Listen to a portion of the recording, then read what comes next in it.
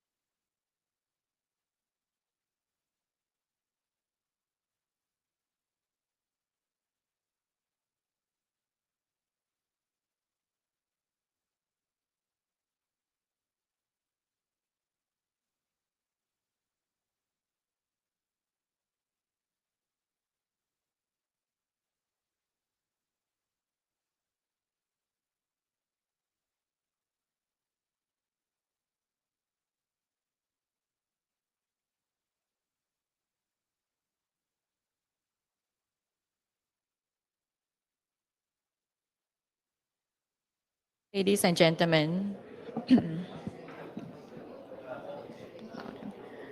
good morning, ladies and gentlemen. We'll be starting our event shortly in a few more minutes, but in the meanwhile, please feel free to help yourself to coffee and tea. It's free flow this morning, as well as breakfast.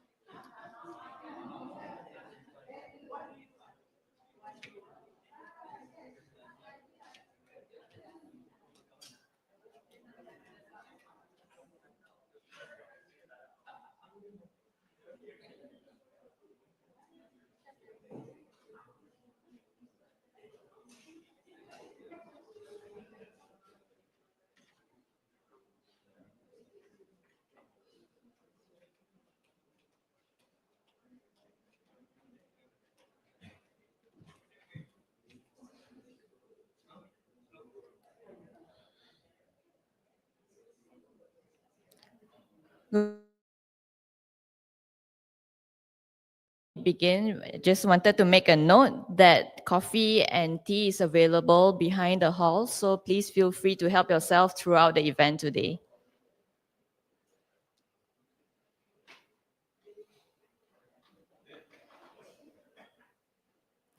A very good morning to YB Gui Xiao Leong, State Assemblyman for Bukit Tengah and Chair of the Penang Select Committee on Federal State Relations. Yang Bahagia Datuk Zabita binti Zafar, State Financial Officer of Penang. Yang Berbahagia Datuk Dr. Wee Beng, Executive Director of Penang Institute. State Assembly persons, heads and representatives of departments, Datuk Sri, Datuk, honored speakers, honorable guests, ladies and gentlemen. Welcome to Penang Institute, and thank you all for being here today at the Roundtable Discussion on Federal-State Relations. My name is Dr. Bai Mei Ting, and I'm your MC for today.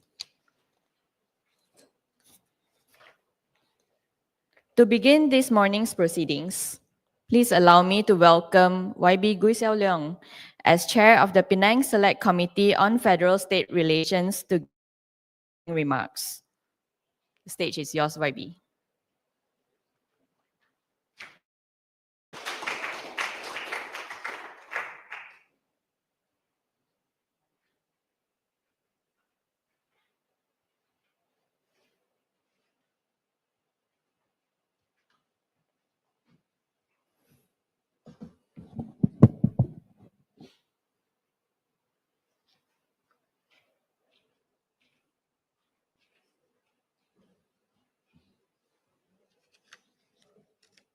Selamat pagi, salam sejahtera, salam Malaysia Madani.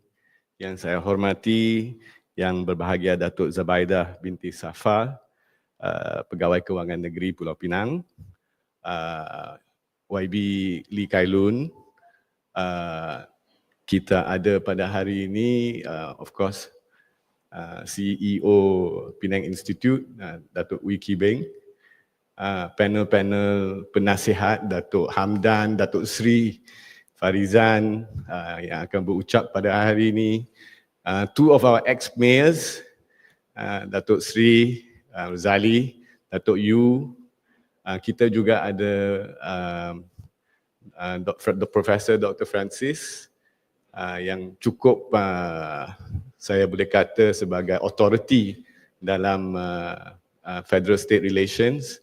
YB Teh Lai Heng, kedua-dua mereka adalah ahli jawatan kuasa kepada jawatan kuasa Select Committee ini. And all of our distinguished members, experts, scholars, good morning to all of you. Today indeed is a very special occasion. I think this is a roundtable like this has never been held by such esteemed, distinguished figures. Trisha is here, Stuart from Think City is here, and so many others, even Mr. Shamugam from the World Bank is here also to participate in today's event. And first of all, I would just like to thank Penang Institute for helping to organize this morning's event. Thank you, Dato' Uy. And to see such a high-powered turnout is truly something that is very welcoming. Perhaps I would just like to start by giving a little bit of context to why this event had been organized. 3 years ago, under the direction and after having discussed wanting to see more decentralization happen in Penang, Penang Institute, Dr. Uy, together with Dr. Francis, and myself, we had come out with a report as a first initial step in making proposals in decentralization for Penang. That was the first step. And in it, one of the proposals that was in the report was for us to also set up a select committee on federal-state relations. So in fact, 3 years ago, Penang became the first state in the whole of Malaysia to actually establish a select committee on federal-state relations. And it was reactivated in May by a motion put forward by YB Lee Kai Lun and passed unanimously. And the members of this select committee is a bipartisan committee, members making up from both sides of the aisle, both from the government backbenchers as well as the opposition.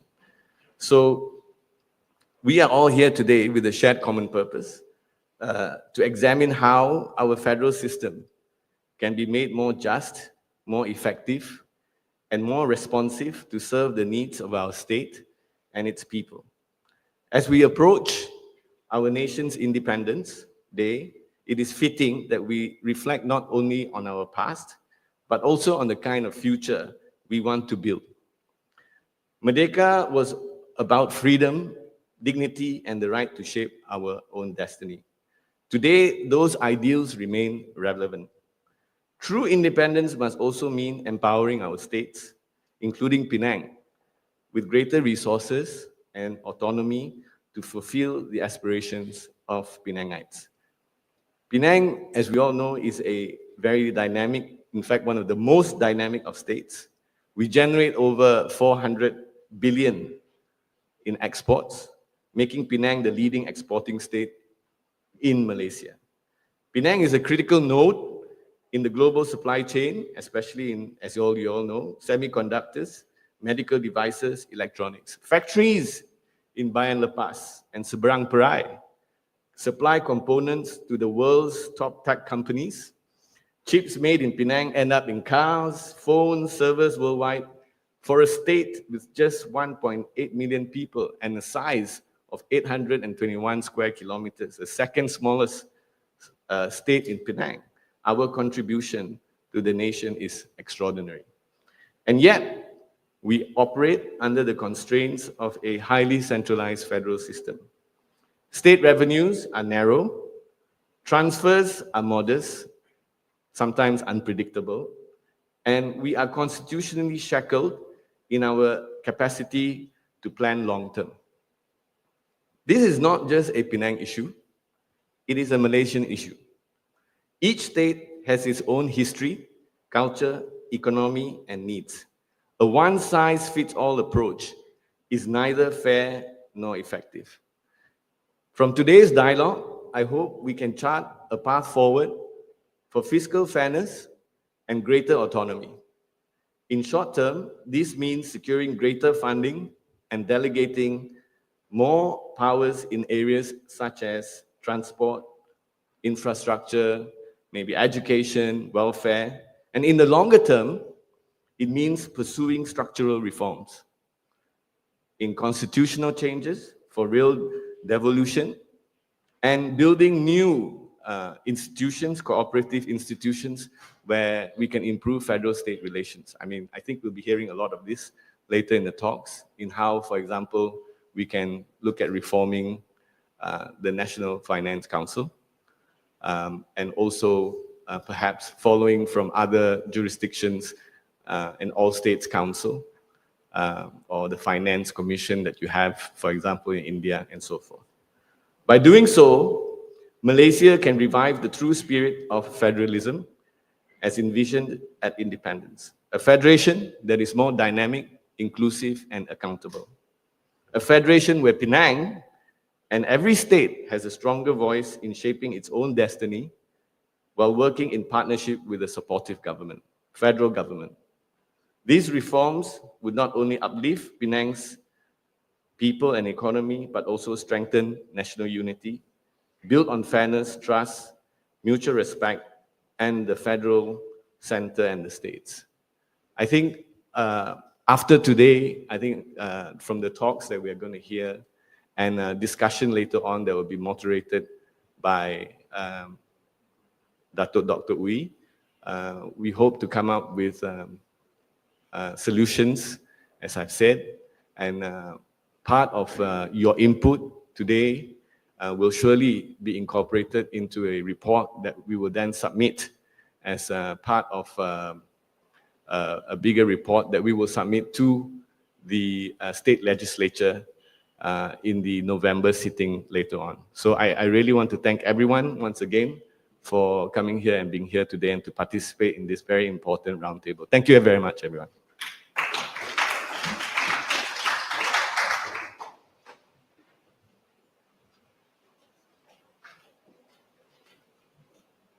Thank you very much, YB Gui, for setting the tone for this morning's discussion.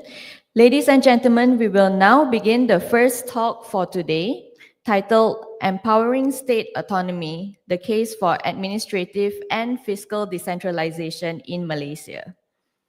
This session will be led by Dr. Tricia Yeo, Associate Professor of Practice at the School of Politics and International Relations at the University of Nottingham, Malaysia. She is the former CEO of the Institute for Democracy and Economic Affairs, IDEAS, Malaysia, and is widely recognized for her work on federalism, subnational opposition politics, and institutional reforms. Dr. Yeo has also served in the Chief Minister's Office of the Selangor State Government, bringing with her both academic depth and practical experience. Dr. Tricia Yeo, the stage is yours.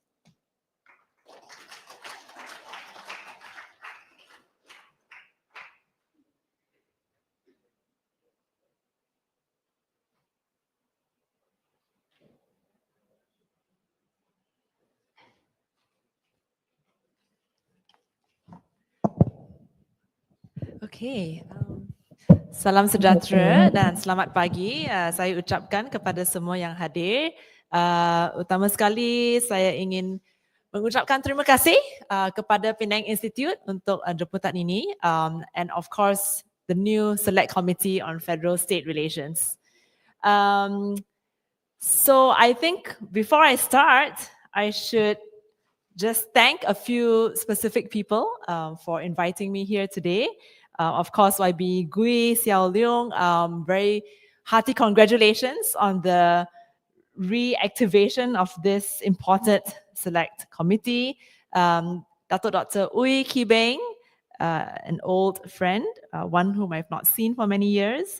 Dr. Francis Loh, Dr. Zabida, whom I worked with when we were at the Selangor State Government many years ago together.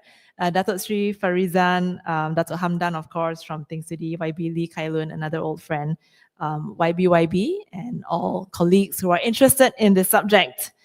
So I didn't expect to come up here because it's a roundtable discussion. I thought we'd be at the roundtable, but never mind, I'm here. So I will just start by saying that I have worked in this area for a number of years. In fact, I did my PhD on this subject, but my interest in the subject pretty much stemmed from when I was working in Selangor. So the fact that we at the time were a very new state government confronting a very deeply centralized nation, and a new political coalition coming into a state government with a lot of pre-existing ways of doing things.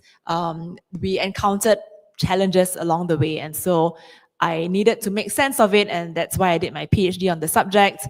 But this particular presentation that I'm going to share with you is actually mostly based on research that I published in this piece. It can also be found online. It's published under the IC's Yusof Ishak Institute on Managing State-Federal Relations, Growing Pressure on Malaysia's Madani Administration.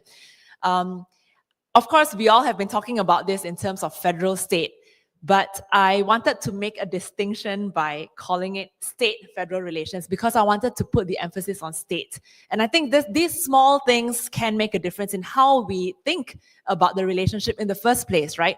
If we start off with the federal, then of course, we're always thinking about the priorities of the federal government, but that's why I wanted to put it up front as state-federal relations, which in fact was also the name of one of the federal level parliamentary special select committees that were formed under the PH 1.0 government, which was at the time led by YB Hassan Karim from Johor. And unfortunately, it has now stopped. There are no longer any parliamentary select committees working on this subject. I hope that one day we will restore that. Okay, so coming back to the slides, and how long do I have, team? 15 minutes. Okay, I have a lot of slides, but I think I will emphasize the ones that I think are mostly important. So today we're talking, I'm going to emphasize more on the administrative and fiscal aspects, but there'll be a little bit of the politics in there just because I think this is actually what frames things in a country like Malaysia, in a country that is as highly centralized as Malaysia. Where do I point this to? No, it's not working. Okay, all right, great. Okay, so I'm just going to talk about the half of the presentation will be basically what's happening at the moment. This is like a kind of detailed snapshot and the developments in administrative, fiscal, and political sense. And then the second half of it, we'll talk about some of the trends and patterns, what are the policy proposals, and then I think way forward, we'll be discussing a lot of that today. So again, giving a big picture, these are the current parties and coalitions in government.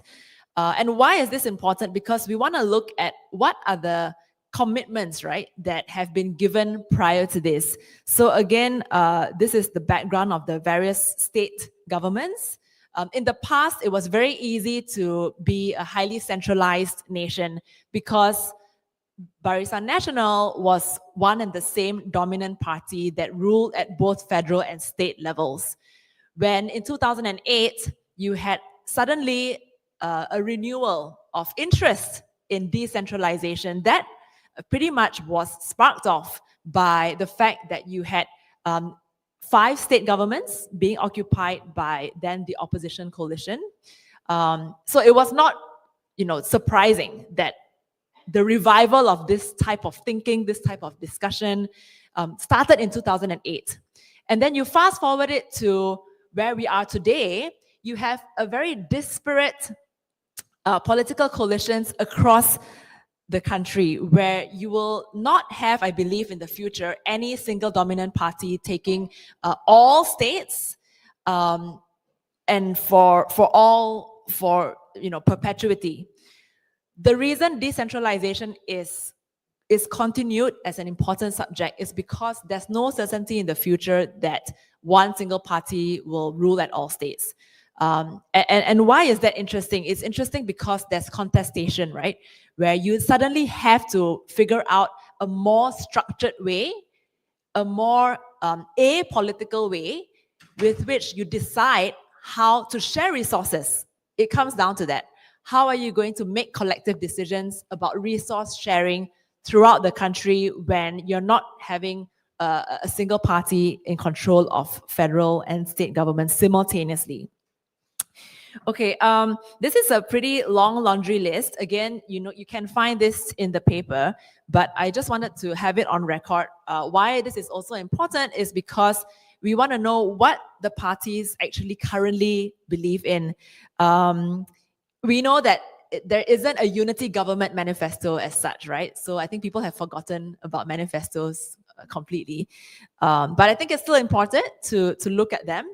So this last version of the manifesto, you had a lot of commitments with regards to Sabah and Sarawak. So you can see there's a long laundry list of Sabah and Sarawak, both from the PH and then Barisan Nasional has some Sabah and Sarawak commitments.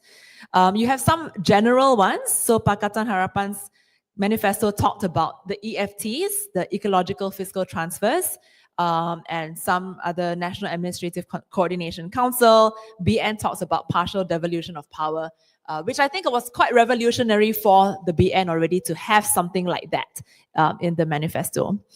So let's talk about frameworks, and this will be, extremely basic for some of the experts in the room already, but let's just put it out there anyway. How do we make decisions around the sharing of resources? So we have the Constitution, the 9th and the 10th schedules. We have the Malaysia Agreement, 1963. So Malaysia is what's classified by scholars as asymmetric federation because Sabah and Sarawak have more privileges and the rest of the states in Peninsula have a different set of privileges. We have national level councils, the National Land Council, the Council on Local Government, and then the National Finance Council, which Roy B. Gui has mentioned. And a lot of emphasis in recent years, also for political reasons we know, has been given to Sabah and Sarawak. So no matter which government was in power, there was always some form of a cabinet committee or a cabinet council on MA 63. So Malaysia Agreement 1963, emphasizing Sabah and Sarawak. As I mentioned, there was this PSSC, but it's no longer in existence. The Schedule 9 breaks apart, tells you the jurisdictions, right? So what the federal government controls, what the state government controls, and what the concurrent list where both federal and state control. So I think what we know is that in the state list, there are actually very insignificant policy areas. The most significant would be around land matters, of course, Islamic law and Malay customs, land matters, and local government. You might also argue that natural resources is also important because that comes under state government, with which you can derive the greatest amount of resources from. How are the fiscal receipts determined? So you have general grants, capitation grants, state reserve fund, development grants, and so on. You have special grants, which are all in the middle, and you have some tax sharing grants. I think the main thing to take from this table is that there are only two types of grants that are based on a formula. One is the capitation grant. The other one is the state road grant, which is MARIS, right? Those of you who are familiar. In addition to this, there is also the new one, which is not in the table, is the ecological fiscal transfer. So that's actually a really interesting new fund that was adopted by the federal government. However, there's been some, research to push for more in terms of how are the EFTs being used? Are they being utilized in the best manner possible? Because the idea is that you pay the states to not cut down your trees, right? So you give them incentives to not make use of the natural resources or abuse natural resources. Okay, so again, the detailed snapshot. So administrative developments. So in Sabah and Sarawak, a lot of developments there. I won't give so much emphasis to that, but I'll come back to it later on. I think one thing key though is to talk about the handover of Sabah electricity to the Sabah state government. I remember when this was announced, it created a bit of controversy, those who are following electricity as well, because there were questions around whether Sabah state government had the capacity to actually manage the electrical needs of the state. Okay, this one is interesting. I think it's probably understudied, but those of you who are in politics will actually understand how this network system works. So there's always been in history something called your, it's like JKKK, it used to be called JKKK. And it's like basically village development and security committees. And in opposition states, federal government would set up a parallel one in order to ensure that provisions were also being given and reflected politically according to the political coalition of the day. So this has been set up similarly under this government, although states like Sabah have actually rejected the setting up of this. And it's also in existence in states like Selangor and Penang. Okay, so some fiscal developments. I think some of these other slides are going to be very number and graphs heavy, but don't have to pay attention too much to the numbers because I know they're very small and also probably the wrong color. But I will just talk about what we take away from the graphs. So the first thing to say is that as a percentage of total federal budget, federal state transfers remain very, very small. So it's about 2%, and this goes throughout, right, from 2013 all the way to present day. I think it's actually fallen to about 2.14% as the total budget. However, this only captures, it's only what you get from Lampiran E in the federal government budget, if anyone looks at the federal government budget, because it doesn't include some other discretionary development funds, which are approved on a case-by-case basis. In order to get the actual figures, maybe Daisy from the World Bank will have the actual figures, because you need to collect the data from all the state government budgets, and then you need to classify it by function, right? So I would need, for example, I mean, I only did it for Selangor and Penang because that was my PhD, but you have to get it for Pahang, for Perlis, the smaller states as well, which is quite difficult to get. So I also did it by state. You can see that by state, Sarawak, Sabah, Selangor, and Johor have the highest percentage of transfers. And there's no significant change over time. So these four states regularly receive the same percentage as relative to the whole. And this one tells you that the federal state share of transfers versus the state's share of GDP. And this one always comes up, right? I know Penang has talked about this a lot. That shows you the transfers are less than the GDP contributions are only in 3 states in Malaysia: Malacca, Penang, and Selangor. I mean, you can see the outlier there is Selangor, right? Like a huge difference in the green and the red. Okay. Yeah, so essentially when Penang says that we contribute more of our share of GDP than what we get, that's not inaccurate. It's accurate, it's based on data, but there are also 2 other states that this phenomenon happens. Okay, increased transfers. We've also seen along the way very similar calls throughout Peninsula. Penang wants 20%, Johor wants 30%, Sabah Sarawak wants 40%. Terengganu Wang Esan is not being fully transferred. And unfortunately, the observation is that these fiscal demands have not really been accompanied by a conversation around policy devolution. So what the states are saying is that I want more money, but I'm not willing to do anything more, or rather that hasn't come up. I'm not asking to do more administration that will accompany the money that I get with it. So I think that's a strategy thing, right? You might want to think about that as well. The federal government responded with a statement last year. So it actually last year was like a big year for federal-state relations. The fact that the federal government had to come up with a statement was something. So he said this, right? The Minister of Communications said, Malaysia was formed based on agreement of all states, based on the principle of federalism, based on the federal constitution, is the basis of guaranteeing the rights of states and determining the relationship, and anything to do with Sabah and Sarawak have to be based on the constitution and MA 63. So he was laying the bounds of what you can and cannot call for, or what states can and cannot demand. Okay, so again, more numbers here, and this one, just to take away, what you take away from this table is that states actually have begun to raise more of their own revenue over time. So if you look at from 2013, the second row, state generated, it's gone from 19, the figure there, right? 19, what is that, billion to 26 billion in 2023. So they are starting to raise the majority of their own revenues. From this table, what you can see is that, okay, I'll skip this one actually. Okay, EFTs have increased. We've seen this. There seems to be at least an effort by the federal government to increase this. So it started from 70 million in 2022, and it's gone up to 250 million in 2025.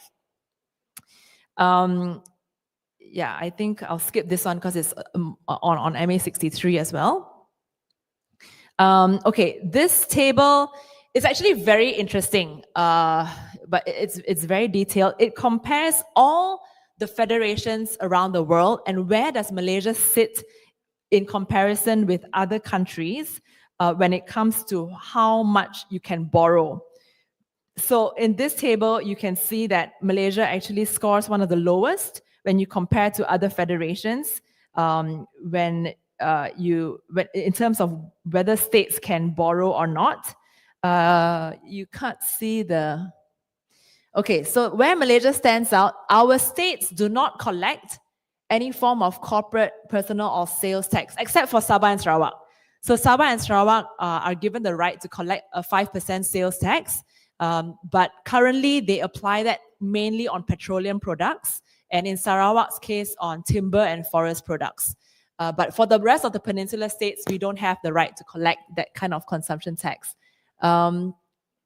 So, okay, let me just... Yeah, so foreign borrowing is permitted in all states except within India and Malaysia. So that's also interesting as a comparison. And this one gives you the expenditure assignment. So it's actually very interesting when you start thinking about fiscal decentralization. There's a lot that you can get into. So what this table says is that we do not have spending powers on education or health policy, where federal government controls education, healthcare, law, and order, highways, irrigation, air, and rail. So in many other countries, it's actually mixed. So you have two functions, right? You've got the receipt function and then you've got the expenditure function. In other countries, in federations, education and health are mixed. So you can actually work together with the federal government on deciding how expenditure is in those areas. Okay, this one is in my paper. I was contemplating taking it out because it's not so relevant to my talk, but I just left it in because I think it gives you a picture of how things are sitting with regards to the political demands as well. So we know Sabah and Sarawak is pushing for increased parliamentary representation, and we know that increasing it to 35% also risks interstate malapportionment. And yeah, this one, okay, the Johor region stated that Johor does not belong to Malaysia. So we don't have to comment on that. That's just to give you some context. Okay, what are the states asking for in terms of policy? So oil and gas is obvious for Sabah and Sarawak. Sarawak has already actually been given education, which is a huge deal. You've seen a lot of announcements recently. I think Sarawak has done a lot in terms of education. You've seen the news, English, medium, offering scholarships for its university and so on. So, okay, this slide, I think I wanted to show you that there have been a lot of recent incidents which already test the relationship or test the existing structures that we've been so used to in the country. So COVID-19 was an absolutely great case study. I think I wrote like 2 or 3 different papers just on COVID alone because it tested the boundaries of how healthcare and the health function was administered. It's a crisis, right? So during crisis moments, you know that the lowest possible function is the most mobile as well. And I think Penang state government did very well in that regard. You also set up your own app like Selangor and other states to monitor the situation closely. As we saw already in my slides, there's been increased demands and then of course for natural resources. So if Penang had oil, then there would be a lot more noise, I think, coming out from Penang also. Okay, I'll skip this because it's about Sabah and Sarawak. Okay, so this is the second part, and I'll try to wrap up because I know I'm coming out to 15 minutes. Trends and patterns. So states are increasingly demanding policy autonomy and greater share. And the states are gaining strength from each other. You can hear the echoes resounding from Johor, Penang, Kelantan, Terengganu. It all happened last year. 2024 was the year. We know that politically as well, GPS and GRS are required to maintain the unity government. Last year, 4 PN states formed SG4 to collectively represent Perlis, Kedah, Kelantan, and Terengganu for investments. But the reality, I think it was more for political positioning and bargaining. And to be honest, we don't see anything coming out from SG4 either. The advisor of whom is former Prime Minister Dr. Mahathir. So policy proposals, these are some of the proposals that I've put forward here, but they're by no means exhaustive. So I would like to see the establishment, and this is something that has been talked about again for many years. In fact, many of these proposals have been sitting on the table, collecting dust over the years. So I'm really glad to see that something's happening now. What and how you do it, I think, will be a challenge. So an independent grants commission like you have in Australia determines a fixed formula for federal state transfers. It curates a revenue sharing formula, and it excludes the possibility of political interference, because through my own personal interviews, I know that a lot of the development funds, strictly speaking, it's supposed to be apolitical, but a lot of times you need to have, special sessions with the Prime Minister, special intervention meetings after the official National Finance Council meeting to actually request for certain funds to be approved. So these indirect special, meetings to get development funds approved, that should not be the case moving forward. This one is gaining traction. I've heard more and more people calling for this. For states to collect their own consumption tax. So the rationale behind this is that it provides a steady stream of tax and more fiscal autonomy to fund new responsibilities.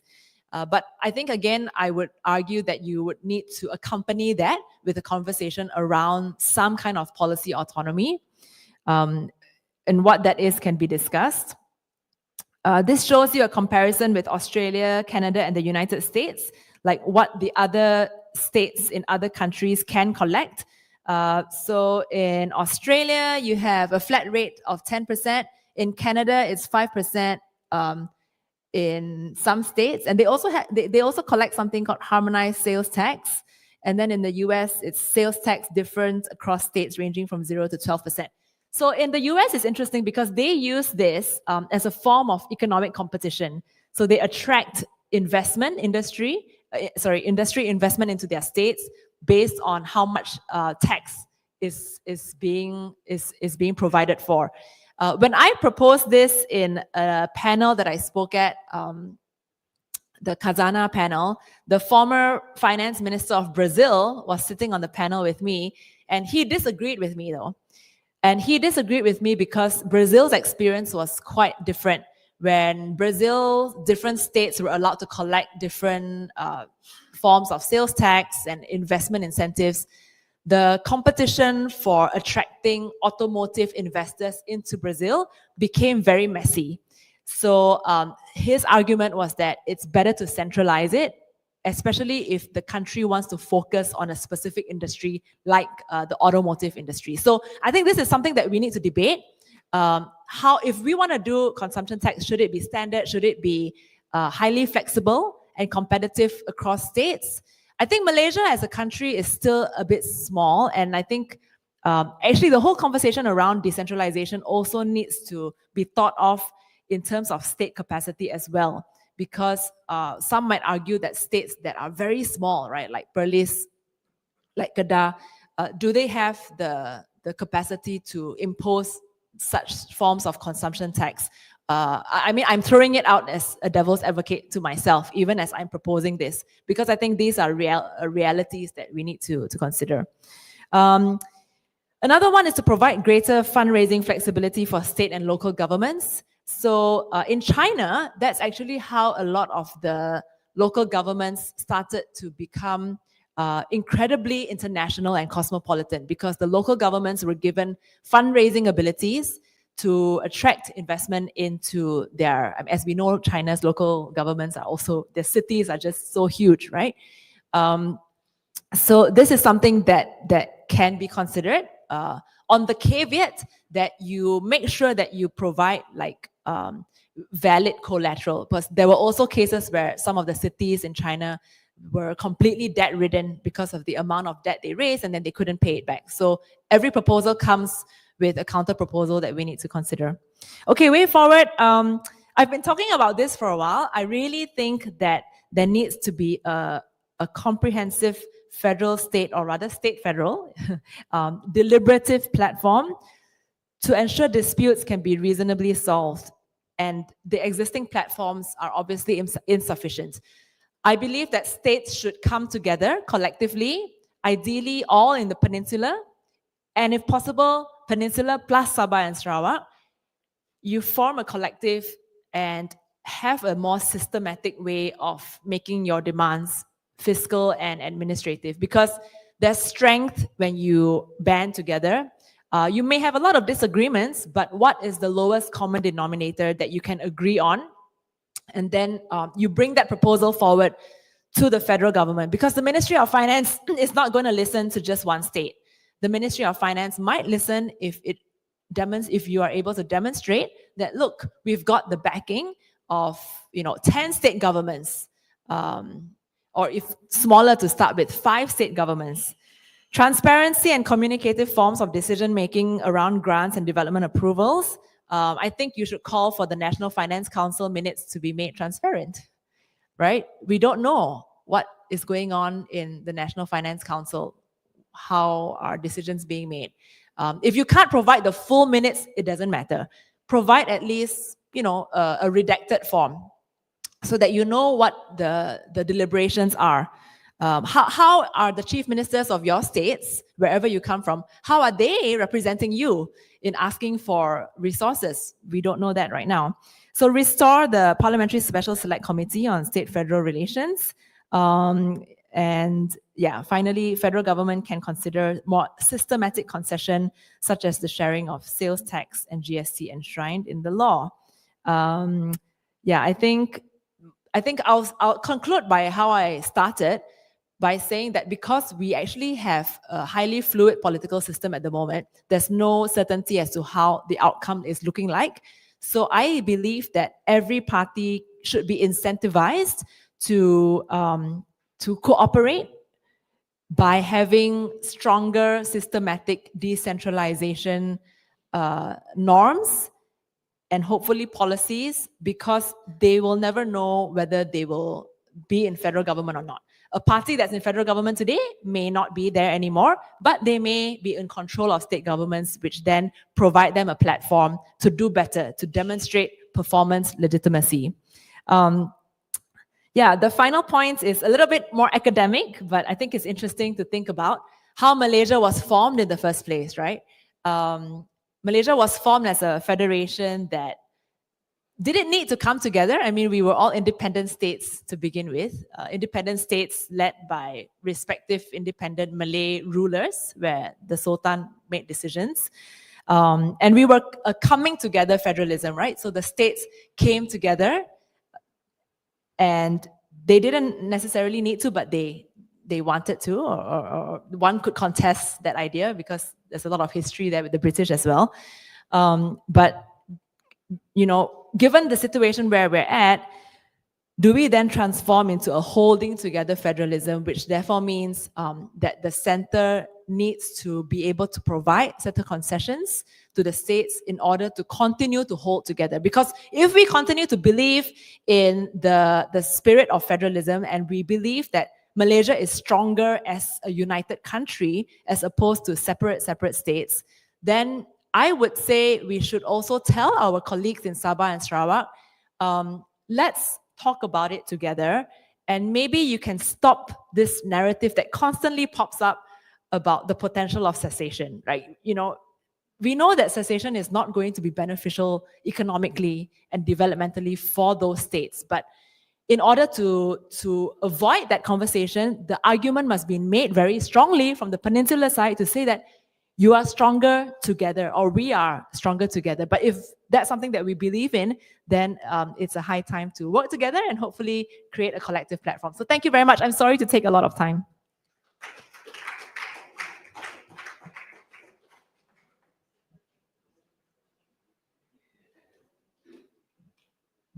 Thank you very much, Dr. Tricia Yeo, for drawing us a comprehensive picture of the federal state framework in Malaysia and some other countries. You have left us with many questions, which we can talk about more later on in the second part of the roundtable. So, ladies and gentlemen, we will now commence our second discussion of the day, titled From Fiscal Decentralization to Devolution, Lessons from Elsewhere and Possible Pathways Forward. This session will be led by Mr. Stuart McDonald, Technical Director of Strategy and Analytics at Think City. With extensive experience in urban regeneration, cultural development, and sustainable city making, Mr. Stuart McDonald has played a leading role in advancing people-centered cities and promoting participatory models of governance. Mr. Stuart, the stage is yours.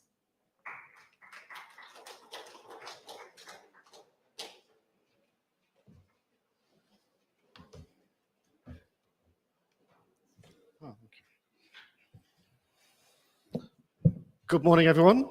And firstly, I'd like to say what a privilege it is to be invited to present to this committee, this reactivated committee, and a reactivated committee happening at a time where we can see growing demands across states. So I do believe that reactivation at this point in time provides a real opportunity to kick on with this agenda, to build collective voice, and to see some real change.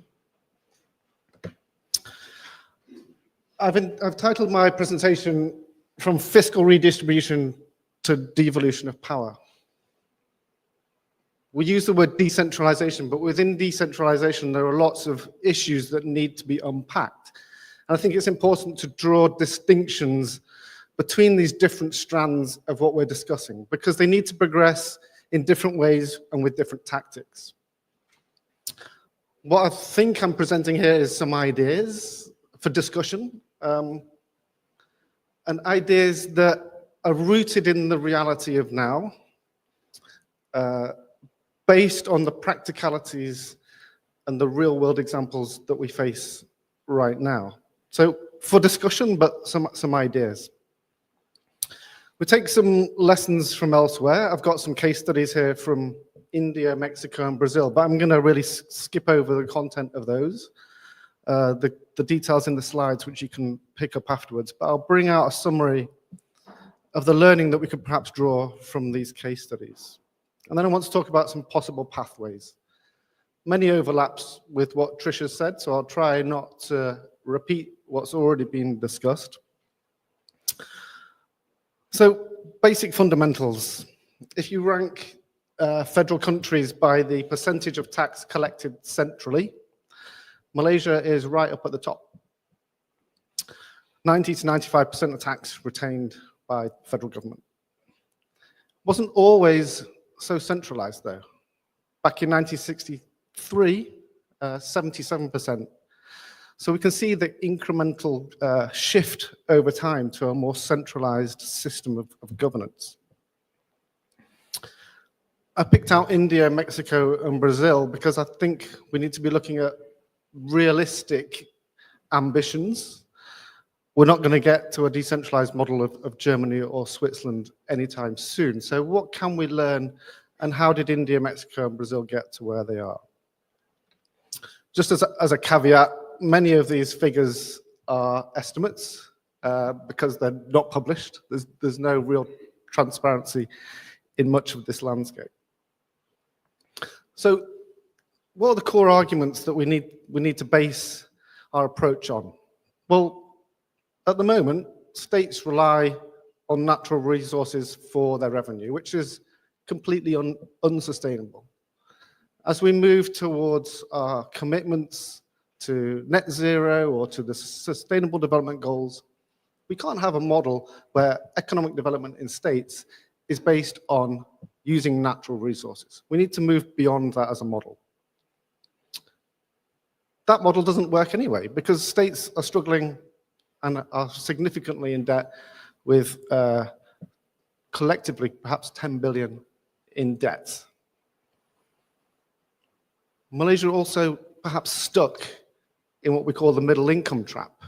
States haven't had the ability to pursue economic development strategies because they've been so constrained and development is so controlled by a central state government. So what are the core arguments that we need to make to pursue fiscal redistribution and fiscal decentralization? We can make the argument based on incentives for economic growth. How do we build a decentralized framework and a decentralized taxation system which actually promotes economic development, sustainable economic development? Now, the arguments flow that a more decentralized system enables more responsive and accountable local government. It develops tailored solutions to local problems, and it increases democratic engagement and participation. But I don't think the Ministry of Finance would be interested in those things. So the argument could go along the lines of, well, actually, resource use is inefficient. The way that our system works is inefficient. We can have lower administrative costs, we can have less duplication in the system, and we can have a more efficient economy as a result. There are, of course, risks, because decentralization of power, of funding, of tax revenue requires capacity at a local level. Do we have the human capacity? Do we have the skills? Do we have the capability to take on greater roles?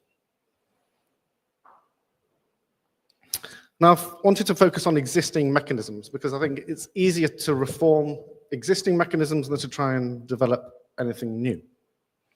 So as Tricia laid out, we have the capitation grant, we have TAHUP, EFT, the road maintenance grant, and revenue growth grant. And as everybody says, Penang contributes significantly. 5,400 ringgit per person goes from state to federal, and 156 ringgit comes back. And if you take out the road maintenance grant, that drops to 14 ringgit. So virtually nothing. But it's a system about redistributing wealth around the country, but that system doesn't work either.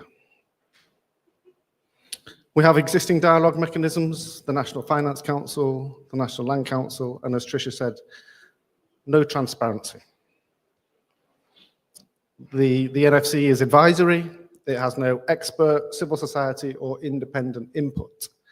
It's a political, backroom, closed door mechanism which is tokenistic.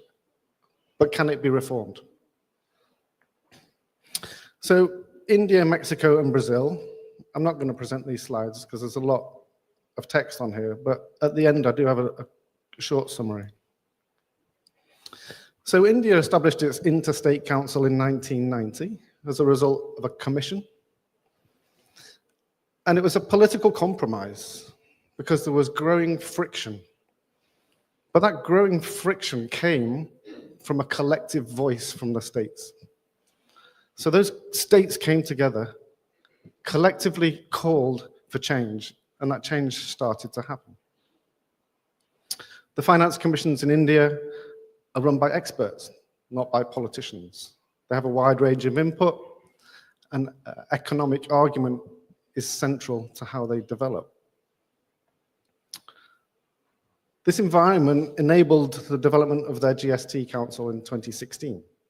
And the voting weight on this council is 1/3 of power with the center and 2/3 with the states. So this collective voice enabled the development of a more collaborative system of governance. In Mexico, there was a reaction against the single party dominance, which from the 20s to the 80s So not too dissimilar from Malaysia's situation. But we have in Mexico the National Conference of Governors, which is chaired by a state governor on a rotating basis. So it gives states more voice. The fiscal coordination law provides incentives for states. States that do better receive more in terms of non-ring-fenced funding. And in Brazil, the constitution, rewritten in 1988, entrenched the revenue powers for states. But again, they have a council system where negotiation is central. States can block tax change law. So collective voice, incentivization, and negotiation. So what are the possible pathways? We'd like to suggest here and to test some ideas, but 4 things. How do we call for transparency in the system? How do we build that collective voice to start calling for this level of transparency? Transparency will benefit all states. There's no particular state that would benefit more than another in terms of transparency. We don't publish our funding formulas, we don't publish our state allocations. There needs to be much more clarity in terms of how the system works if we're going to start to amend and to change and to improve the system. We don't index link our formulas. Formulas are based on 20-year-old calculations. The National Finance Council lacks transparency, but it's a key mechanism. How do we reform the National Financial Council? We lack certainty with a budgeting system which is annual. How do you plan for long-term economic development when you don't know what the funding is going to be from one year to the next? Why can we not have multi-year settlements, perhaps along the Malaysia plan periods? And if we're serious about these calls for transparency, there's something that we're going to have to give in return. There's very little in terms of performance-related measures. Money is distributed, it's not ring-fenced, it's not accounted, and it's not reported. How do we learn lessons from the work that we're doing? How do we eliminate the inefficiencies through learning those lessons? And how do we start to set the ground for competitive funding so that states may bid for funding based on their performance? I think we're some distance from that, but we have to start with a more transparent system where performance is a key metric. Lobbying for tax reform, so we've got the existing mechanisms. Capitation grant, as we discussed. It disadvantages the poorer, the smaller, and the geographically dispersed states. Can we call for a weighted population formula which accounts for aging populations, it accounts for the cost of living in various states, and the costs of service delivery? There's lots of lessons that we can learn from around the world. TAHAP, which is the grants for economic development, infrastructure and welfare-based development. It's 400 million, which for the whole of Malaysia is minuscule. But the formulas are not published, allocations are not published, there's no transparency, there's no trust in the system. Given that the fund is grants for economic development, infrastructure and welfare, it's not currently ring-fenced. So you don't have to spend it on those things, you can spend it on other things, which really undermines trust in the system. How do we commit to and agree to ring-fencing and tracking outcomes in a more robust manner? I'll skip that. EFTs, as Tricia said, an interesting and important mechanism given the sustainable development challenges that we face. But again, minuscule. Experts are calling for are ramping up because it's insufficient to meet our national goals, one of which is to retain 50% of the land as forest.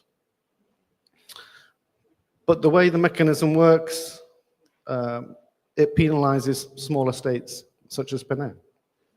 Can we introduce different ways of allocating funds, perhaps around issues like climate adaptation?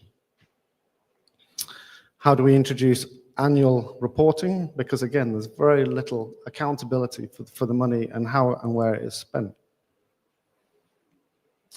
In terms of sales and services tax, Penang generated an estimated 3.3 billion in 2024.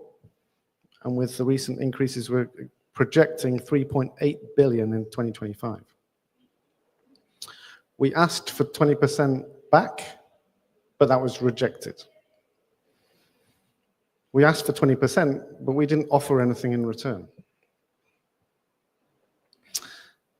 Can we set a growth-based ask, which is a win-win situation for both the federal and the state? So let's say we raise 3.8 billion this year. If we raise more than 3.8 billion next year, we keep the difference.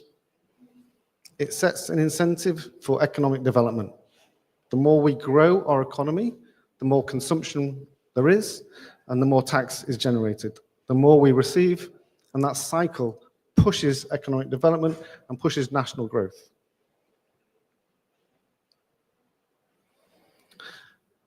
There's a revenue growth grant, which has not been enacted very often.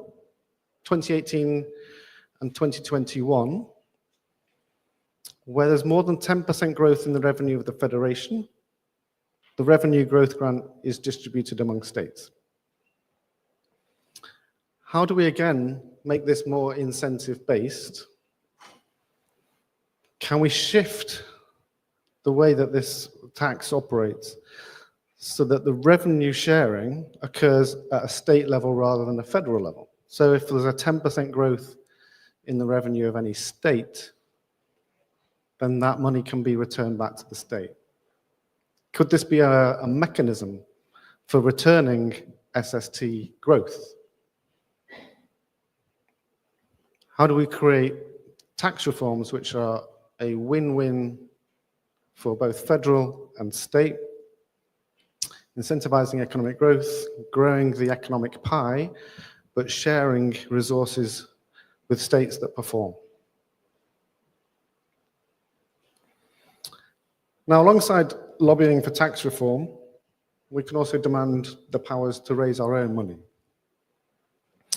There are several ideas here which are just to be floated, but tourism taxes, we have state and federal tourism taxes. There's an inefficiency in the system. Can we make an economic logic argument that that inefficiency can be eliminated? And then as Penang embarks on the development of its transport system, huge public investment in infrastructure, how do we look at mechanisms which can encourage behaviors that we want to see in our transport? So other places around the world have e-hailing surcharges, workplace parking levies, and congestion charges. And these are the types of funds that stay local.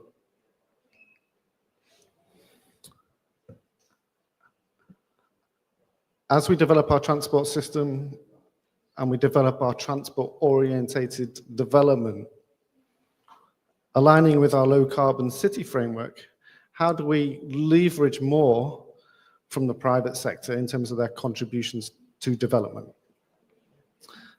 As the private sector benefits from the investment of government capital, how do we get contributions back as those businesses benefit? Another mechanism is business improvement districts. We have examples of pilots across Malaysia, but we don't have the formal legislation. One power that we do have is to differentiate the rates on property. And we have an estimated 53,000 unoccupied residential units in Penang. Is there potential to raise money and to shift behavior in the property market? And as we develop our transit-orientated development, and with the passing eventually of the Urban Renewal Act, how do we rethink land value tax so that government money invested into infrastructure not only benefits private interest? So putting these ideas on a scale of easy to difficult and value, you can see that there's some low-hanging fruit and some more ambitious asks. But the real money comes in the investment. In Sabah and Sarawak, they have their own development banks. They can raise finance. They can finance state development on their own terms. So how do we argue and lobby in the context of Penang seeking to be an international financial center that we need a banking license? We need to be able to raise revenues and to create our own development bank.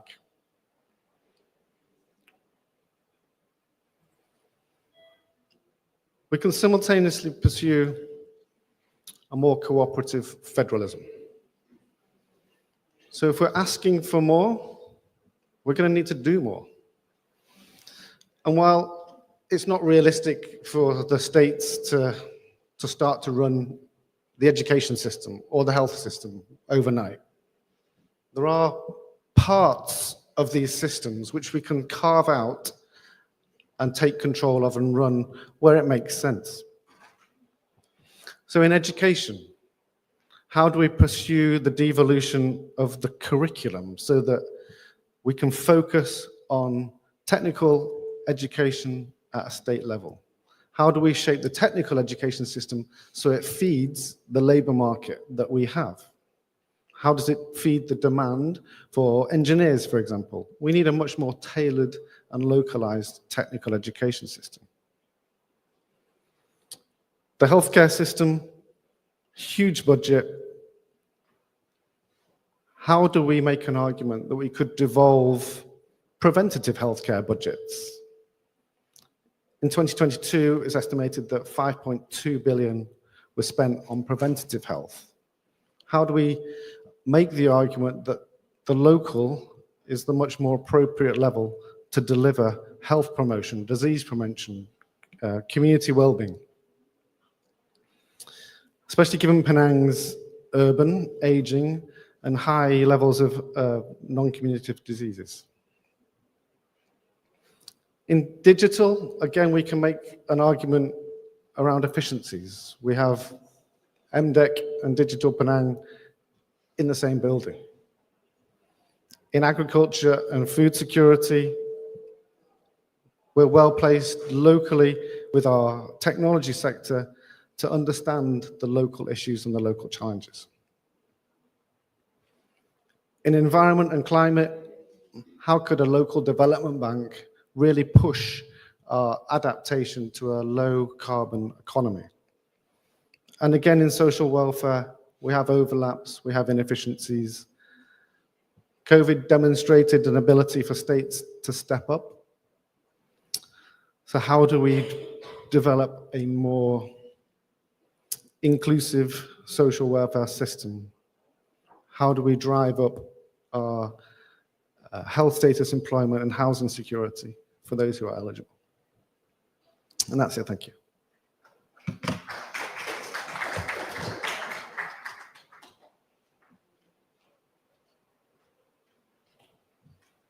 Thank you, Mr. Stuart McDonald, for laying out lessons from other countries that we could learn from and also possible steps forward. Ladies and gentlemen, we will now invite our third speaker, Datuk Sri Farizan Darus, who will be delivering his address on federal state revenues, the way forward.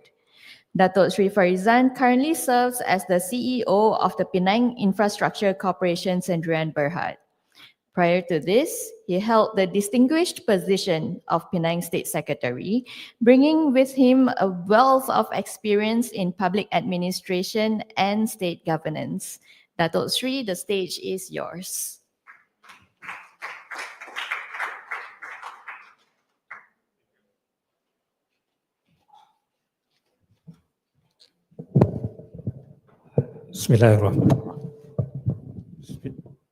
Bismillahirrahmanirrahim. Assalamualaikum warahmatullahi wabarakatuh. Selamat pagi, salam sejahtera, saudari pengurusi majlis, YB, Dr. Gyo, Kui, Chairman, Federal State Committee, invited guests, ladies and gentlemen. Thank you for inviting me to share. It's more towards a sharing of what I have in mind regarding the topic that was given to me. Basically, what I will be presenting this morning is based on the experience that I have, number one. Number two is that whatever figures that I will be providing to the committee is that figures and numbers that has already been approved and presented at the 2025 budget. So the budget book prepared by YB PKN and her team, approved by all the adults. And today I will highlight pertinent issues with regard to the state and federal relation. Okay. Basically, next slide, please. This is what we are looking at, the federal and state relation roundtable, whereby as it is now, currently we will be looking at what are the current status. I think Dr. Trisha has presented a very valid and good point as far as the role and responsibility of federal and state, especially when it comes to collection of taxes, revenue, and so on. And with this current input, we will try to chart the future. That is what I think the committee wanted, so that they can have some ideas to present to the federal government, or together with all, in fact, probably together with other states, so that they can have a better bargaining with the federal government. So hopefully with the input and with the presence of especially those who are still in service, they may have the latest update between the relationship, especially with regard to the National Finance Council. In the past, when I was the state secretary, the finance committee only has a sitting per year. Only a sitting per year. But now I'm not sure because I've left that position almost 10 years ago. Okay, next slide, please. Okay, this is just to give you a quick update of state and federal revenue. Basically, Dr. Trisha has listed down.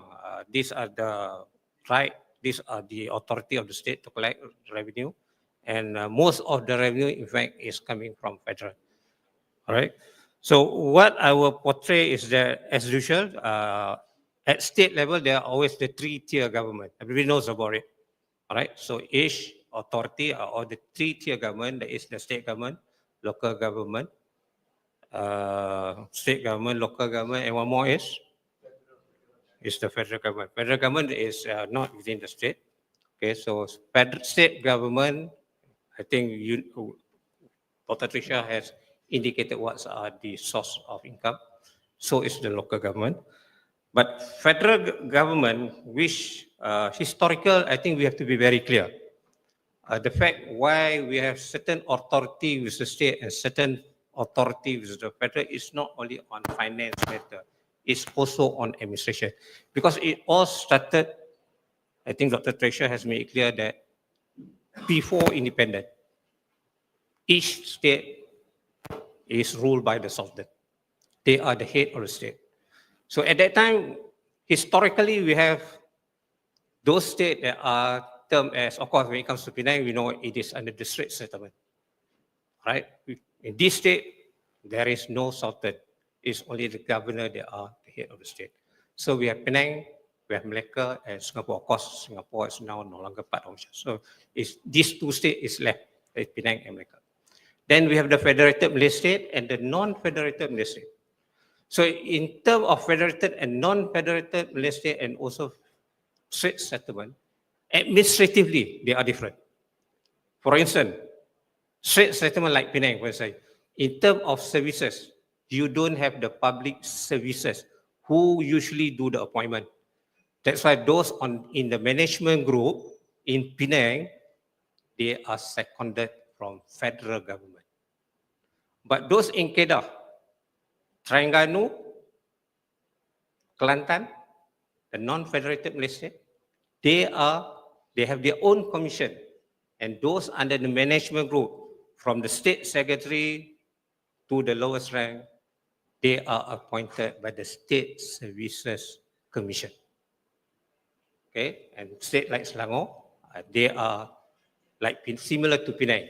But for those non-professional group, currently known as grade 9 and below, they are being appointed by the State Services Commission.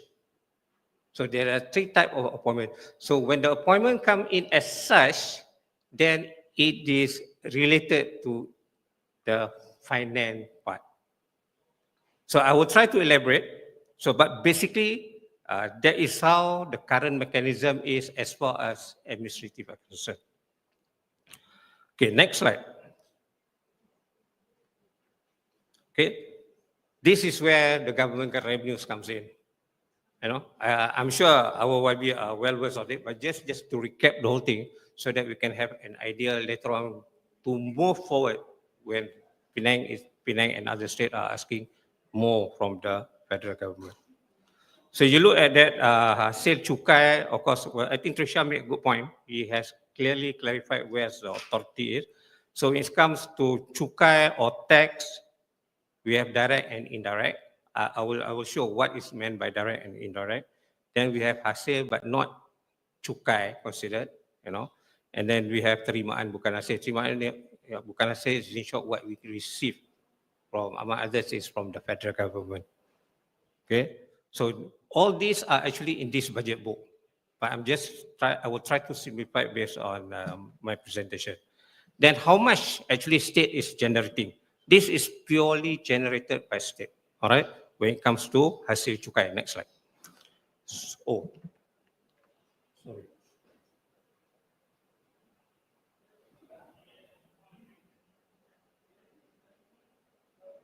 Okay. Hasil cukai, this is the amount that state collected. So the 2023 is the actual figure that we actually collected. Okay, Dr. Garosani, 2023, where we began, this is the actual amount that we have collected. The 2025 is the estimated. So hopefully we can get these numbers so that we can actually implement what was approved in the 2025 budget. Assuming there is a shortfall in the collection, then we have to do some cost cutting, or we have to get some other amount of money from other sources so that we can spend the amount that we have budgeted. Okay, next source of that is under the state government, we have cukai langsung direct tax. When I say just now the 2 categories, direct and non-direct, these are the breakdown. Cukai tanah, cukai parit, and tali air, and royalty from bahan batuan.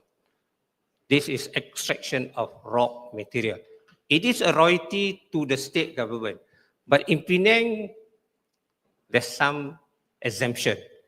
If you are a landowner, whereby your title indicated that it is a first grade land, you are not to pay. You are exempted from paying this royalty, because the land reserves you the right of any raw material. And even if there are petroleum in your land, it doesn't belong to the federal government. It is your revenue. That's the beauty. I don't know how the British did that. You know, it's only in Penang that you have the first, they call it the first grade land. But luckily, even though they have that, luckily to the state government, the fact that so far to date, we don't have anybody or any land on a first grade where you have petroleum or you have whatever other resources. Okay. Next is indirect tax. These are cukai, for instance, panggung wayang, not entertainment, theme park or nightclub. So they pay tax to the government. So for cukai tiket wayang, it depends whether there are box offices film or not. If not, then it will be less. Kalau like this year you have quite a number, then there will be much more share to the government. The next thing is hasil bukan cukai. These are all fee that you have to pay when you submit your application, among others, to the land office. That's why you have the TOL. LPS is in short, temporary occupation of land, private and personal search, sales of tender document, and so on. And the next is terimaan bukan hasil is given by the federal government or other federal agency to the state government. So numbers, as far as numbers are concerned, for jumlah bukan cukai, 2023, Penang secured 325 million compared to the estimate for 2025, which is almost double, which is 570 million. This is what we receive from federal.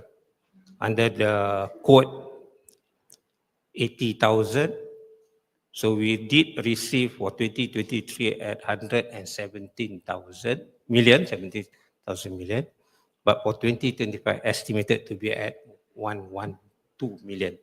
And we are looking for, the number should be higher than what we have received in 2023, but based on the budget, and that was approved, it's only 112.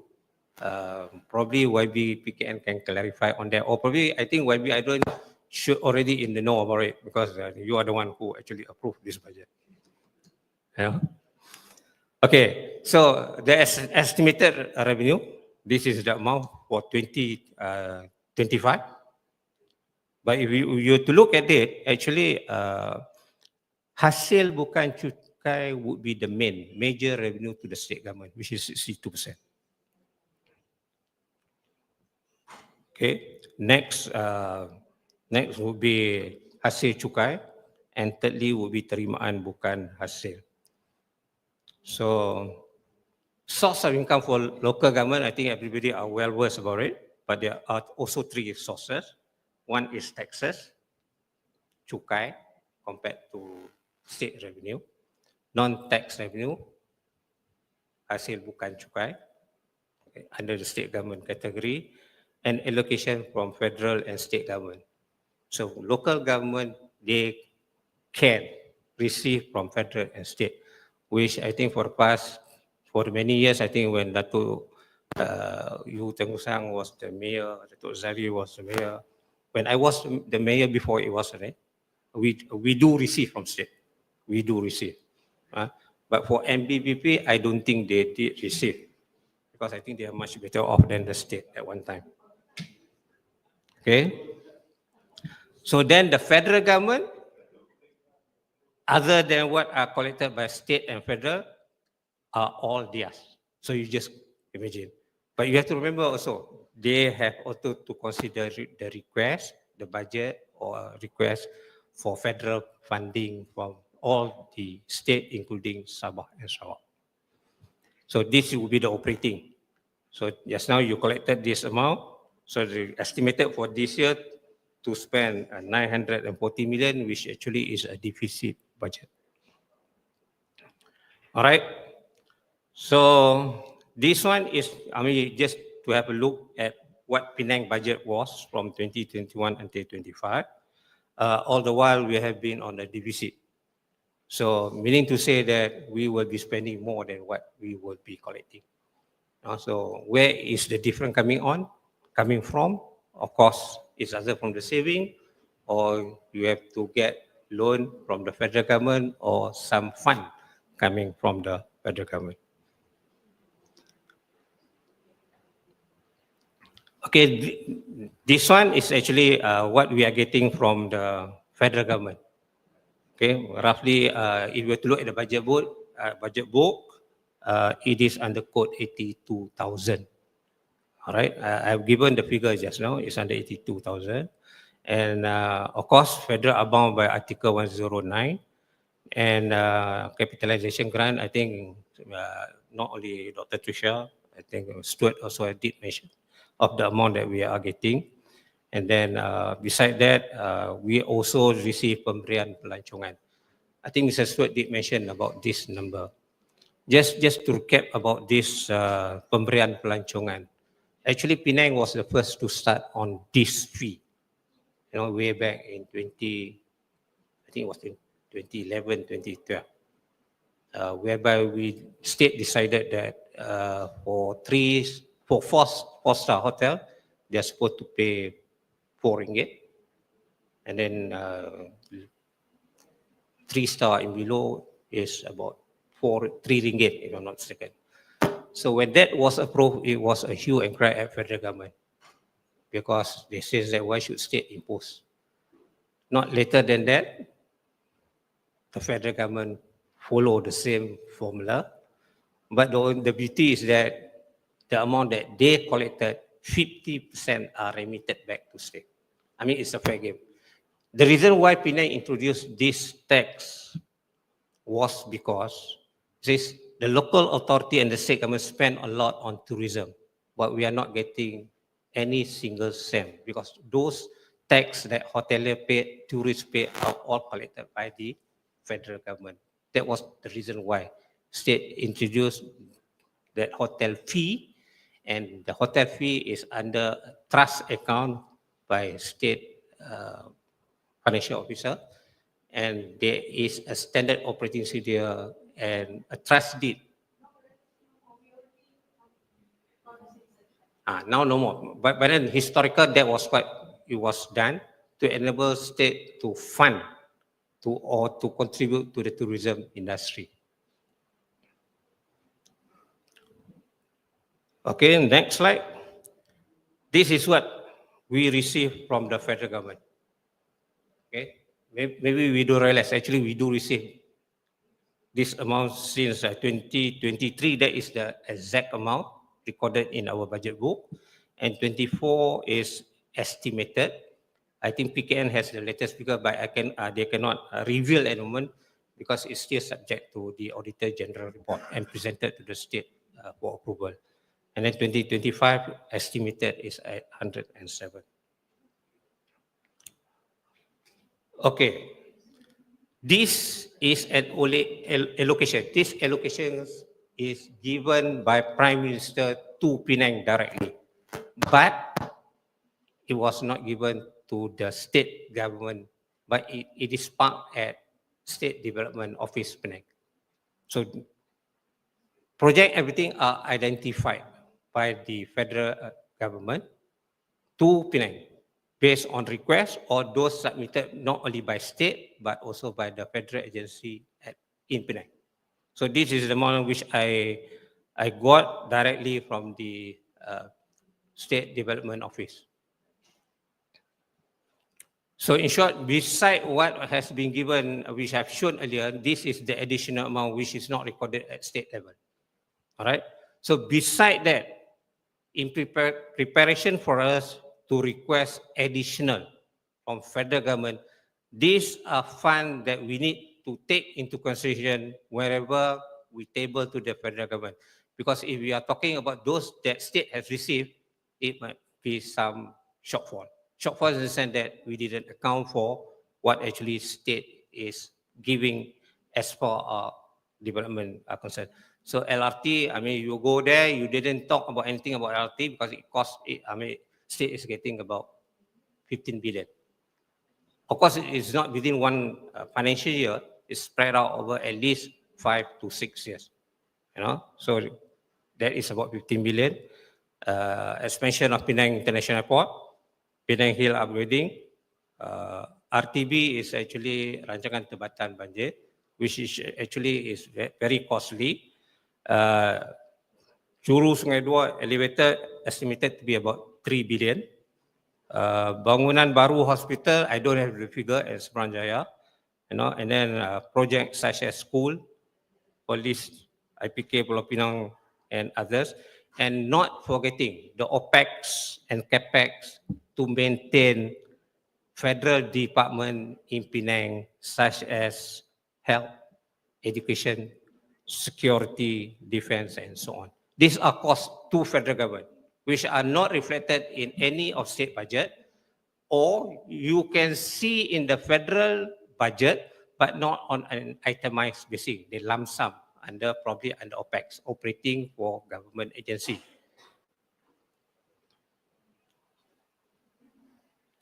Okay, so with all this input, now what the steering committee needs to decide and chart or get prepared is how much actually federal collected from Penang. Of course, currently we have that figure.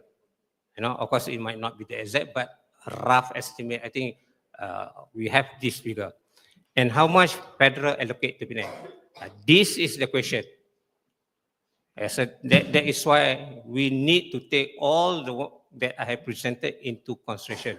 And it would be more ideal if we can actually get the exact number. So that at least if we know how much we are getting now, so that we can, from that figure, should be able to increase to certain amount that we think that we deserve, or Penang for that matter deserve to be given. So that is what I have to present, and I'm willing to share this session after this. So on that note, thank you.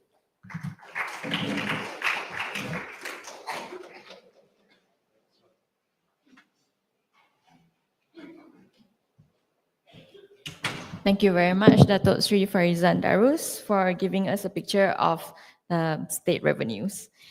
Ladies and gentlemen, we will now begin our next discussion titled Understanding and Unlocking State-Level Growth Potential in Malaysia. Our fourth speaker is Mr. Desigan Shanmugam, economist at the World Bank. He previously served at Bank Negara Malaysia, where he contributed to major fiscal and monetary policy reforms. Mr. Shanmugam, stage is yours.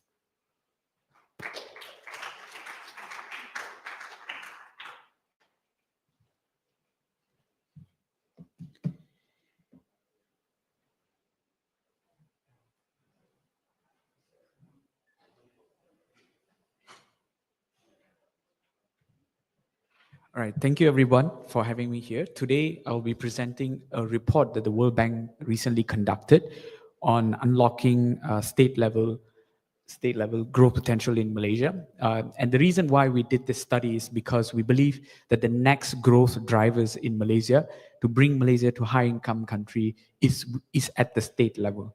And that's why we did the report. Now, it's only a matter of time before Malaysia becomes a high-income country. We project that Malaysia could reach the high-income status within 5 years. This would be a big milestone for the Malaysian economy. However, there will be many Malaysians who will not feel that achievement. When Putrajaya celebrates the achievement, rightfully so, there will be a lot of Malaysians who would feel disconnected because more than half of the population would still remain below the high income threshold line. And about 5% of the national population in Kelantan would likely to remain in lower middle income category. So creating a disconnect within the country itself. So Kelantan's income is similar to Sri Lanka, while KL's income is similar to Portugal. So you can imagine the realities of these people in the States, like purchasing power, is just so different. Sri Lanka and Portugal being in one country. So you can see what kind of tensions that it can create. Social tensions. So regional inequality is an issue that is broader and bigger than just economics, as it may have political and social implication itself. But within economics, it is important to get as many people across the line as possible. That's because any shock to the economy could slide the country back to middle income status if income is only disproportionately skewed to a small group of people. We have seen this in other countries like Russia. But there will be income gap in any country. Income cannot be equal. So we have to be mindful and have a more detailed idea about this gap. So when it comes to this gap, there are three questions that we need to be asking. How big is this gap? How big is this gap compared to other countries? And how is the trend? Is this gap becoming wider or narrower? So question one, how big is this gap? So someone in KL earns the salary of around 8 Kelantanese people. It sounds large. Second,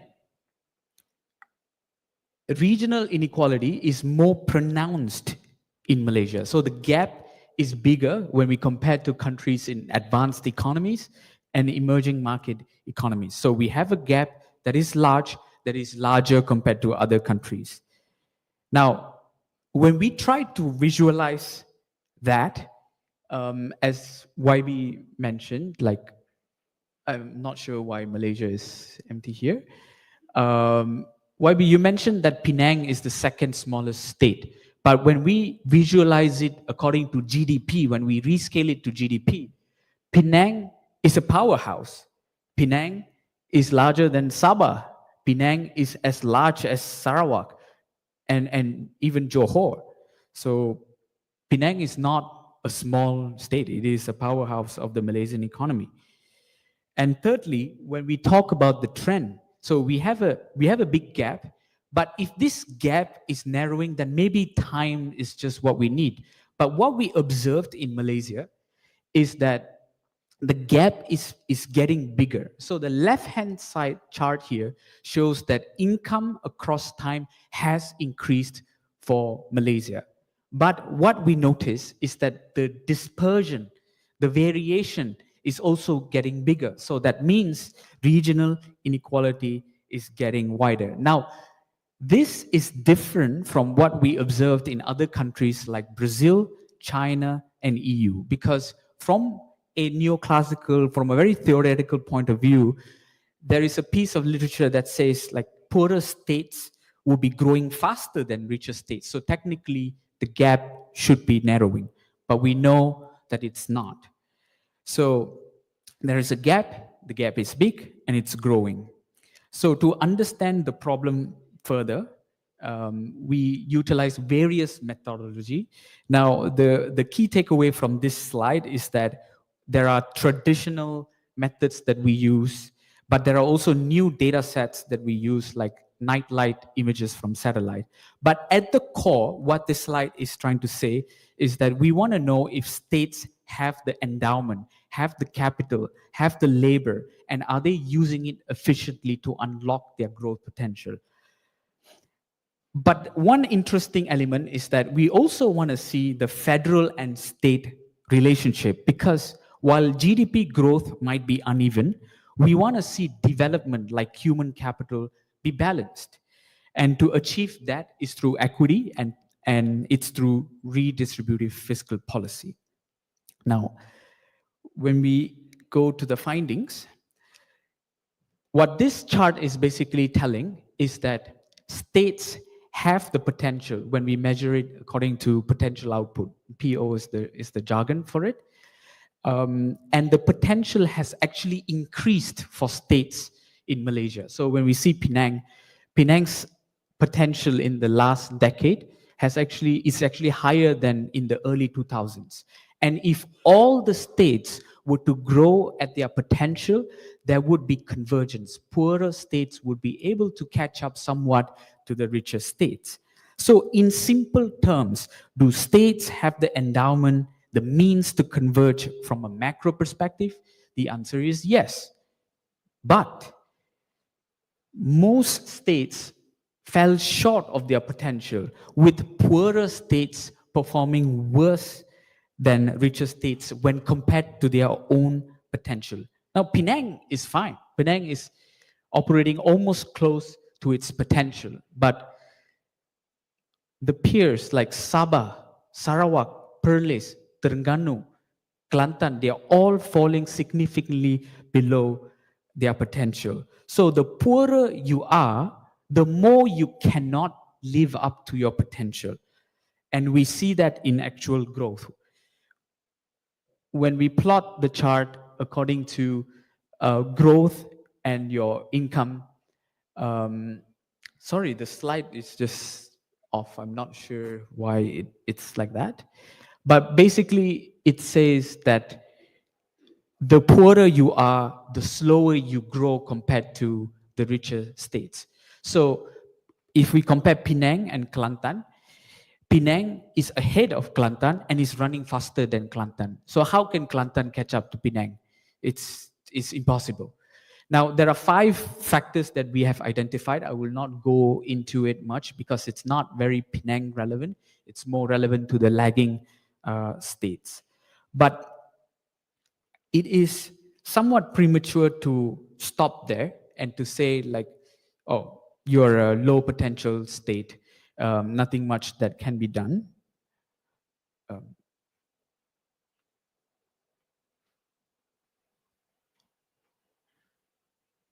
One more. Because when we go to the district level, the picture gets even more complicated. So Sarawak is a low potential state. There are a lot of red and orange that shows that it is a low potential state. But we can see specks of blue in Sarawak, specks of blue in Sabah. Kelantan has blue as well. Terengganu has blue as well. So what this says is that we cannot make big generalization at the state level because there are high potential districts even within states. Now, we have to use this new methodology called economic potential index for us to give, for it to give this picture.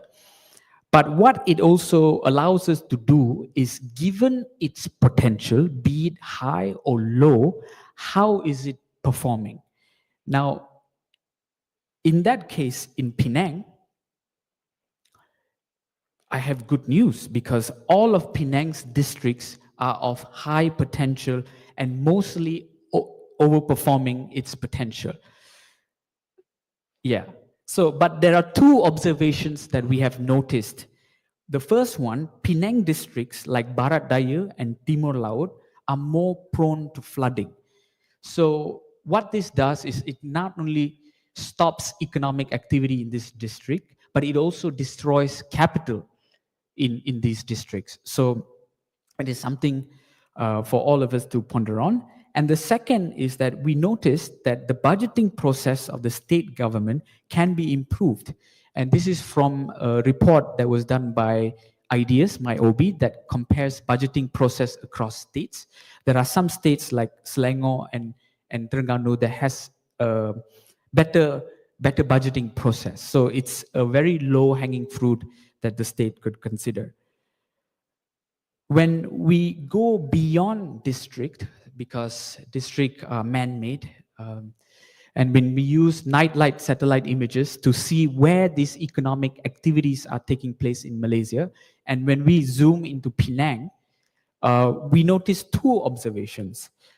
One is that most blue is where the new activities are taking place over the last 10 years, and pink, red is where we see dimming of the night lights. So we notice that Seberang Perai has the strongest growth in nightlight activities. So there's a lot of activities that is happening around this region. Even in Barat Daya, we see a lot of blue that is there.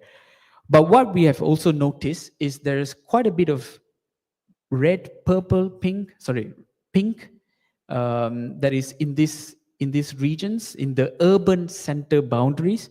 And now that what it could show is that people are moving outside of these urban boundaries. Now that is, I was told that there are aduns here, so maybe it's something that you could consider, and we can definitely take things offline. Now, I have to switch gear a little bit and talk about the federal and state relationship.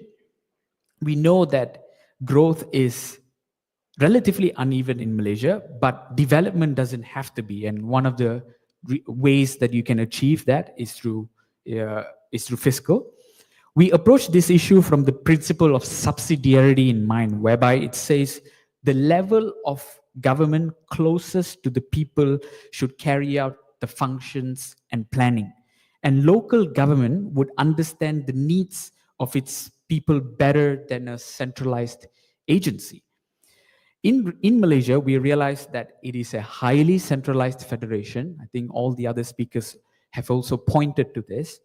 But if we take a step back and look at why federations are formed theoretically, it's federations, states give up their sovereignty to get something. It's a collective action problem, right? For example, states give up their sovereignty over their waters so that we can have an army.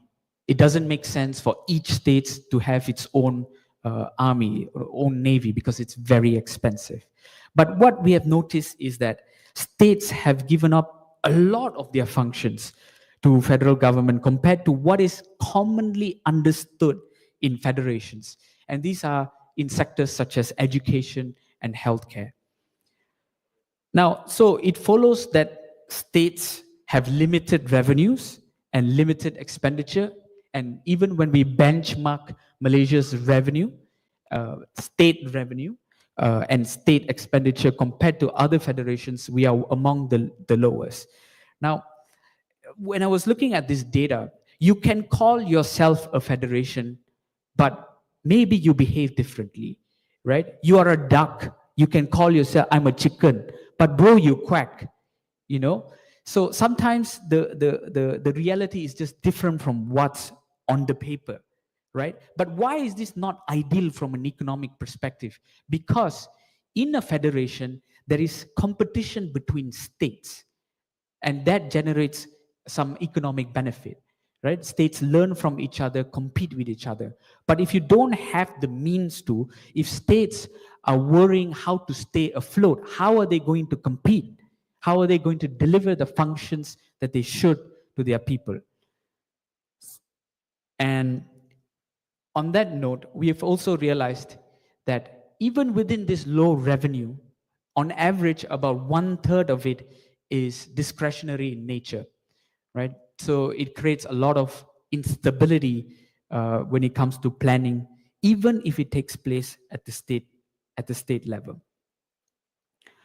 But one thing that we have noticed also is that just because states are not spending doesn't mean the expenditure is not spent in the states. It's just that the federal government is carrying out this expenditure on behalf of these states. Now, this is unlike many federations around the world, but the problem that it creates is that we don't know how much actual spending that happens in that state, right? We know about 1 in 5 people in Sabah are poor. Are we spending more in Sabah or not? I can't tell. I can't tell from what is readily available online. Now, a lot of our speakers have mentioned about the NFC, National Finance Council. There are also National Finance Council like in other federations too, but they make their deliberation, their minutes transparent, even for country with lower development than in Malaysia. So it's something that NFC should seriously consider, making these minutes available, just like Dr. Trisha mentioned. So before talking about some of the policy recommendations in the paper, let me just quickly recap.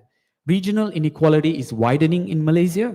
There is divergence between the states, not convergence. Many states are performing below their potential, but we cannot generalize by states. There are also high potential districts within each state.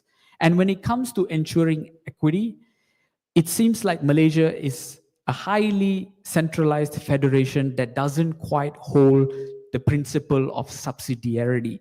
there is a lot of lack of transparency in the decision-making process. So some of the policy recommendations that are relevant to Penang are in bullet 2 and bullet 3. So to improve, to unlock some of these growth potential in districts, we have to look at the details. So in Penang's case, strengthening and better management of floods can actually improve its economic output. And thirdly, when we are talking about fiscal decentralization, the argument against it is that do states have the capacity? Do states have the means, accountability to handle more money? Now, fiscal decentralization is not a silver bullet. We have seen in other countries like Indonesia, where it has done big bang fiscal decentralization. But at the same time, what also happened is that there are corruption, there is capture in some of the states, some of the districts. Now, that doesn't mean that we can't do it. That just means that we have to raise the standards. And it is actually really good to see Penang taking the lead on this, because making the budget processes more transparent, putting the best step forward is I think what Malaysia needs, and what would also help with the fiscal decentralization point. And I think with that, I will end my presentation. Yeah.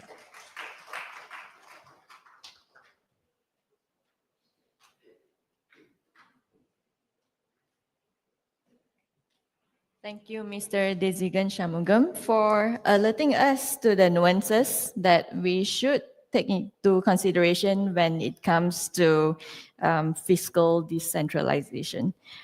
Ladies and gentlemen, we will now be taking a short 10-minute break before we proceed to the next session in today's event, which is a brainstorming discussion.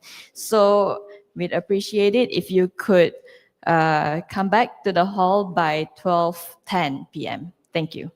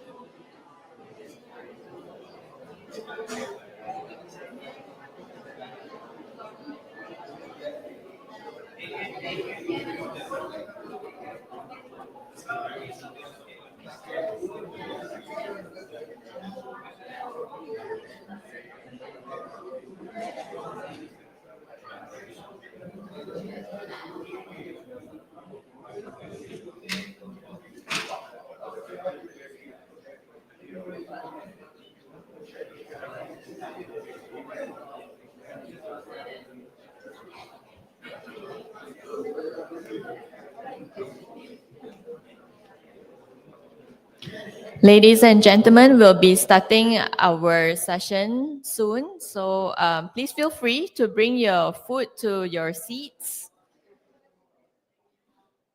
Okay.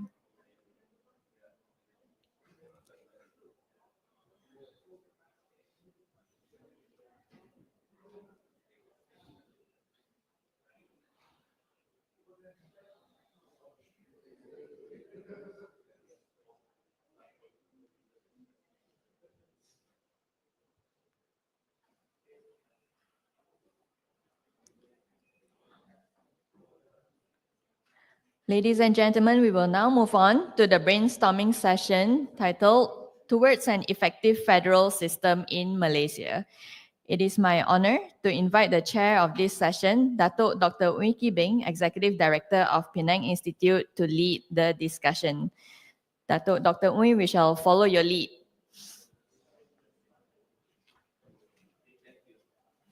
Okay, thank everyone had their coffee.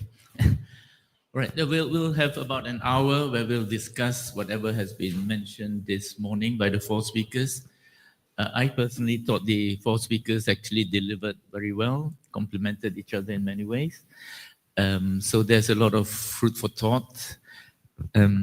So to start the discussion, I thought I would just put up a list of certain thoughts I had. Next slide, please. Yeah, the reason why we're meeting, the reason why we're discussing state-federal relations is not, I would say, it's not merely to be anti-centralization. It's more about having working towards an effective and fair form of governance. And second, effective and fair distribution of assets. And I think a lot of the speakers touch on the issue of transparency. Without transparency, of course, you never know if anything is fair or not, right? And thirdly, it's about the nation itself, how the different states should contribute or work together or synergize for the good of the greater national economy itself. It was mentioned also subsidiarity. That was a major item for us when we were working on the paper a few years ago with Professor Francis Lowe and YB. That subsidiarity it's not something you can avoid discussing. So those are some of the points I want to make clear why we are doing this at all. The second slide, please.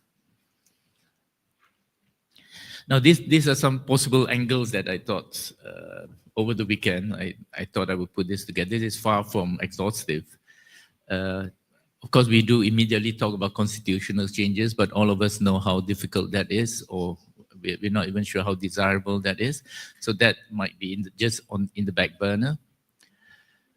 I assume a lot of discussion will be about process developments and how to improve how state-federal relations are actually connected or can be improved, institutional improvements, and I think something that could be very important, collaborative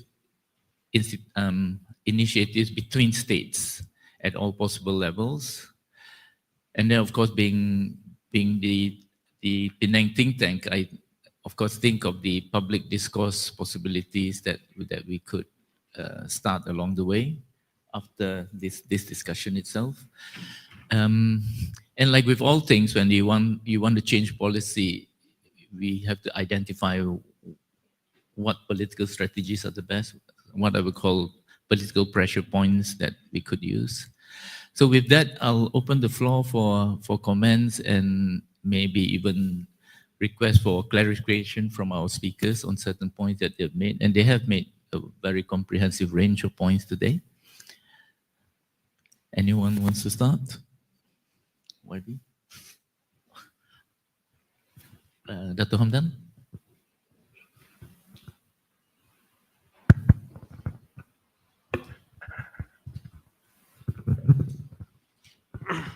I guess the speakers definitely has given much food for thought, and probably there's much that YB Gui can maybe, as part of the committee, maybe we can synthesize. Dato' Farizan has given a framework in the last slide that he presented in terms of thinking this through. We know some of the facts that quite stark in a sense that, we as a country, this I think the World Bank study and also the previous work that we've done at Think City and the World Bank, where we have seen the fact that Malaysia has one of the lowest distribution of resources when it comes to a functioning federalism state. Even significantly lower than what we would have thought otherwise, like in communist China. Communist China, quote unquote, CCCP has got greater amount of devolvement at the local level for making sure that things are what I would call functioning. Um, and then there's also, I think, what I call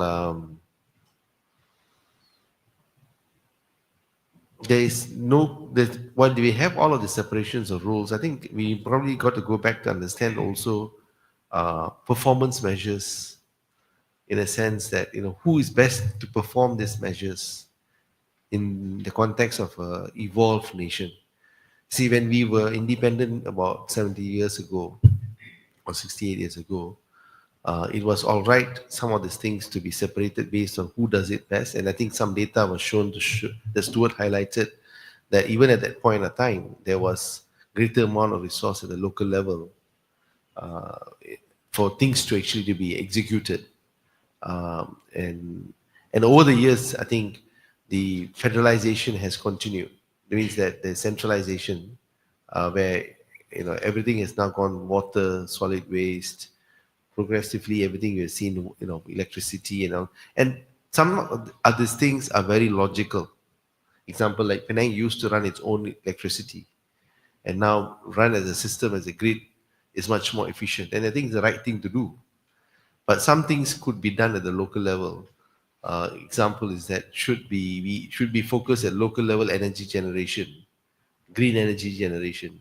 So I'm just saying that there's a need to rethink and have a constructive thinking about what are the roles between the different federal, state, and local level, local government. In fact, to some extent, do we even collapse the state and make the local government more effective? Or do we collapse the local government and make the state more effective? It's something that should be given fair consideration. In fact, I would strongly recommend the chair to make it as a recommendation as part of the recommendation committee, because you can't have both. You can't, and in fact, at this level, you are dividing the resources between local and the state government even further. Whatever is already small, if it's less than 10%, and that less than 10% is actually even further divided between the two parties concerned, and so it technically becomes very ineffective. Some facts, I think, is that there is a case where we observe the country definitely has spent, if you just take the Malaysia plan over the last 25 years, that number would be about 2.5 trillion in spending. But is there economic dividends? The World Bank report says there's no economic dividends because there's spatial disparity. And not that government is not spending. So we are seeing a lot of money being spent. So from a taxpayer standpoint, the path towards increasing taxes will not yield the full results. Though I'm a firm believer that we should tax effectively to ensure to run government. But today we have a situation where a lot of spending is being done with very little dividends, or rather the dividends is not fully realized. I think listening to Dr. Farizan made me kind of look back at what I was personally involved, because most of the projects that he has listed are the ones that we had emphasized and are needed to be done. In fact, has been approved to some extent nearly 2 decades ago, or rather 18 years ago. We have not seen the light of it. So that's also the reality that we are seeing. That even though some decisions are made, decisions get translated over very long periods, and eventually it becomes ineffective. In fact, what we are now realizing, when this be implemented the next decade, there's also a risk with this heavy infrastructure projects being done, that the government will go through a real challenge, because there's going to be a lot of challenges at the local level. I let the politicians to manage it. So I think as we move forward, maybe the state needs to think its role altogether as just being what I would call a defined role by virtue of your constitution towards something maybe a bit more nuanced towards becoming an activist or entrepreneurial state. While people like, I think there's an economist called Mariana Mazzucato has kind of spoken about this. But there's more in terms of a broader national mission-driven economy. But I think the approach is still very important, where we want to have a state to take an activism and also to be entrepreneurial, to think about how does it mobilize not only whole of government but whole of private sector, whole of community approach. I think this is the principle of the Penang 2030 Foundation, is to say that, look, we know the realities of politics, even though the current government, state government and the federal government are on the same political system. But the reality is that the nature of the federation system means that you're not going to get anything, even though you're the same government. And that's, to a large extent, has been the case. Though there's some, under current leadership, there's been some concessions made and pushed towards realizing some of the core infrastructure. But beyond that, I don't think that is much more is going to come through.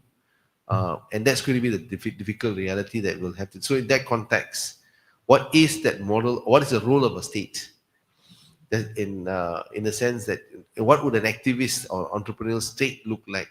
I think that's something maybe worth to delve deeper, so that we don't want to be caught in this situation. Now, maybe my roots comes from a civil society background. I'm also saying that maybe as part of pushing this conversation, it's also about educating the public on the state-federal relations. And let the rakyat decide. Because this is what we want. So this whole process of building capacity is important, so that you have better informed citizenry to understand the nature of the future of the political system, of the future of politics, so that they understand why sometimes things the state cannot deliver. And state should not deliver.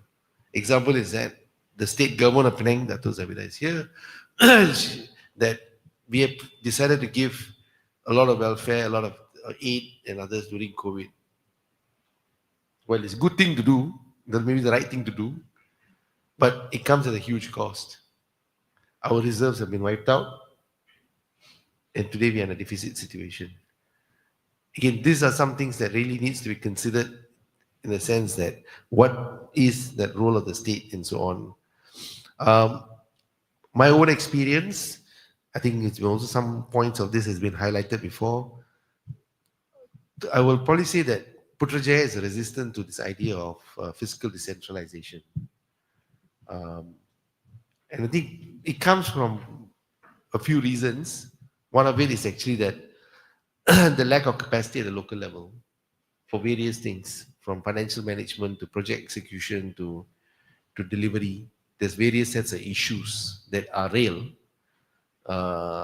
and it kind of kept such that no one wants to reverse or deal with the issue.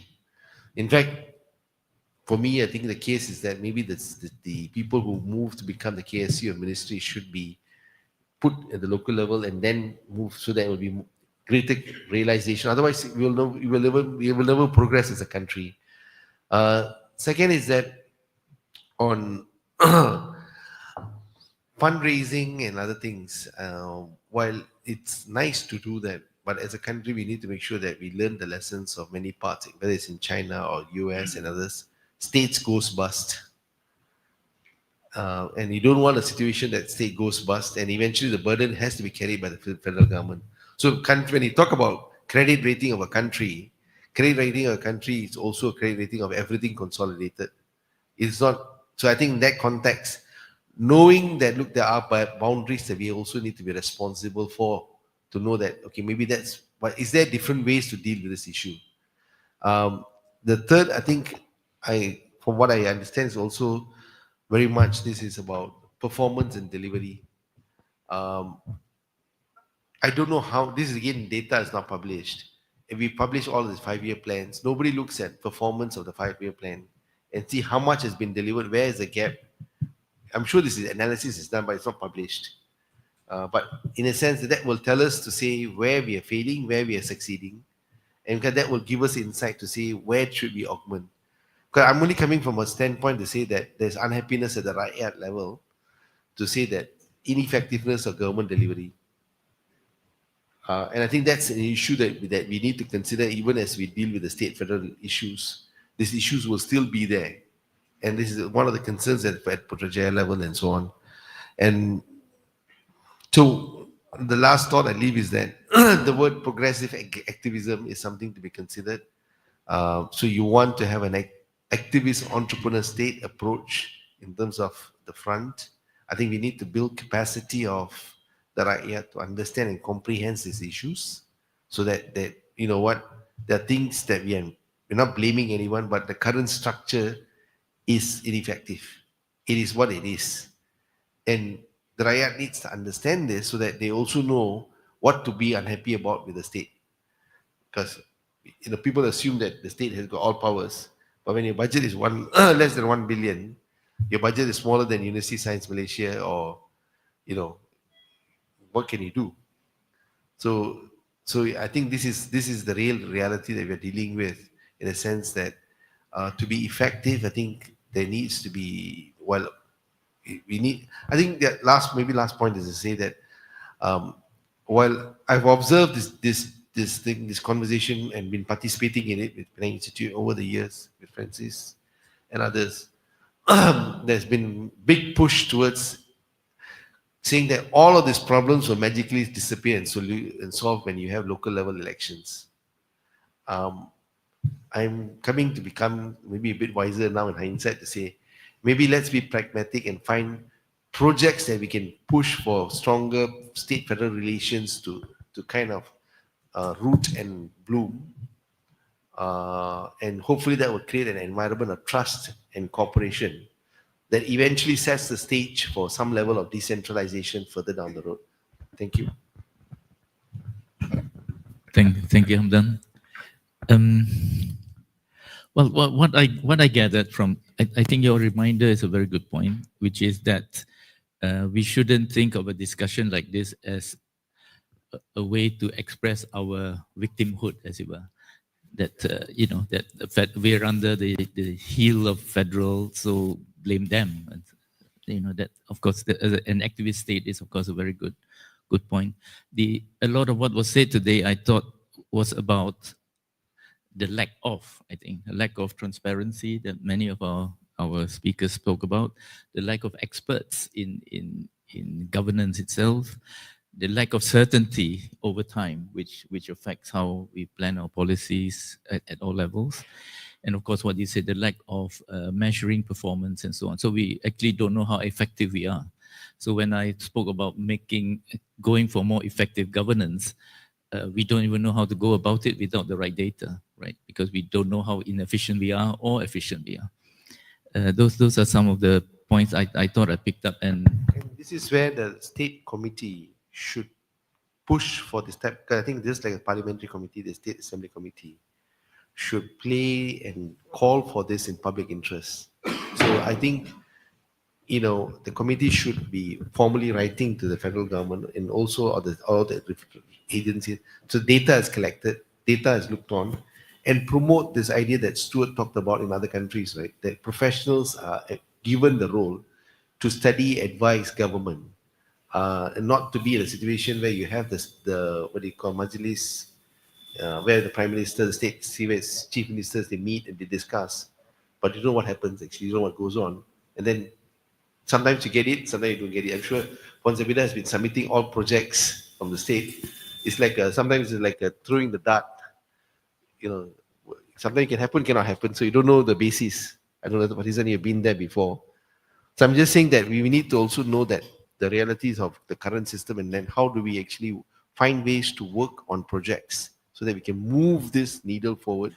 Because the current government has been in power in Penang since 2008, but we have made little progress when it comes to the state-federal relation issues. And if it doesn't change, we know at what cost. The World Bank has said that new source of growth is only going to happen at the local level. For that, Malaysia needs to actually move, if it wants to move to higher income. But that means that the state must be equipped to be able to do this, and the federal must support it. One point I remember when we first had our discussion, YB, on the revival of this committee was, of course, it's a revival, and we have maybe 2 years before you have to revive it again, right? But that might be a reality. So we were thinking we have very little time, really. So we need to have something concrete going, be it a step-by-step thing or something very concrete to suggest to the state. But we don't have all the time in the world because we don't want to restart every time there's an election. I think I mean, when we talk about decentralization, sorry, Trisha, did you want to? Okay, and devolution of powers, etc. Is such a wide area. It covers almost every aspect of government, all affairs of running of the country. So, as Dato was saying, what can we do in 2 years? It's a very short time. Maybe less. Maybe less. YB Azhar was saying, when I had coffee with him outside, he was saying that he felt that this committee, at least now that it's started, it should continue even after the next general election. It should be more of a permanent feature. And I totally agree with him. But I think also here, I think the biggest problem when we talk about, how do we advocate for more decentralization is really a formal mechanism in which we can formally advocate states' problems or rights that we want the federal government to attend to or sit down and talk to us. So that is the key. That is, I think, one of the biggest missing thing that we have at the moment. We have our chief minister every now and then making a statement calling for 20%. You have Johor coming out and they will make, every now and then we want 30%. But where is the mechanism in which the parties or the states can sit down and discuss these matters? So that's not right. So we don't have a mechanism, and issue of transparency comes in. So how do we, I think one of the issues, how do we now formalize this move to be able to see greater federal-state relations working, and in which we can get the federal to give us more, or at least look at what we want more. And as Trisha and Wong Chin Huat in the last public session, he was here. I think, of course, very key to that is this thing can only really move if there is interstate cooperation. If the states themselves, our states, different states, can come down and sit together collectively and see what are the collective issues and work together. So we don't even have a mechanism like that. I mean, Canada, Australia, all these countries, they have their interstate government councils that help them push for this agenda. So, I mean, what I'm trying to say is, what are my thinking is that we really have to look at what are the steps that we need to do, right? In which we can move this thing forward so that we have a proper framework to discuss with the federal government. That's what I'm trying to say. And the other thing that I wanted to say is, one thing that we really haven't touched on, and you have touched on it, is the 2 city councils. I mean, when you talk about state running the government, right? I think the biggest function falls on the 2 city councils. You run the most important, basic, essential services of a state, the 2 councils, from and even planning, urban planning, etc., etc. So, I suppose Datuk Hamdan is correct. We have to look, when we talk about decentralization, also is how it affects the councils. Right? I mean, if you talk about the state government, and I'm not trying to run down the state government, but under the 9th schedule right now, the legislative or administrative powers of the state is actually very limited. And really, and most of it is run by federal government agencies. Or rather, they have a lot of say and the states don't. And the main functions, key functions, lie in the 2 councils. So I think we also have to look at how we can improve, the workings of the the local government. Thank you.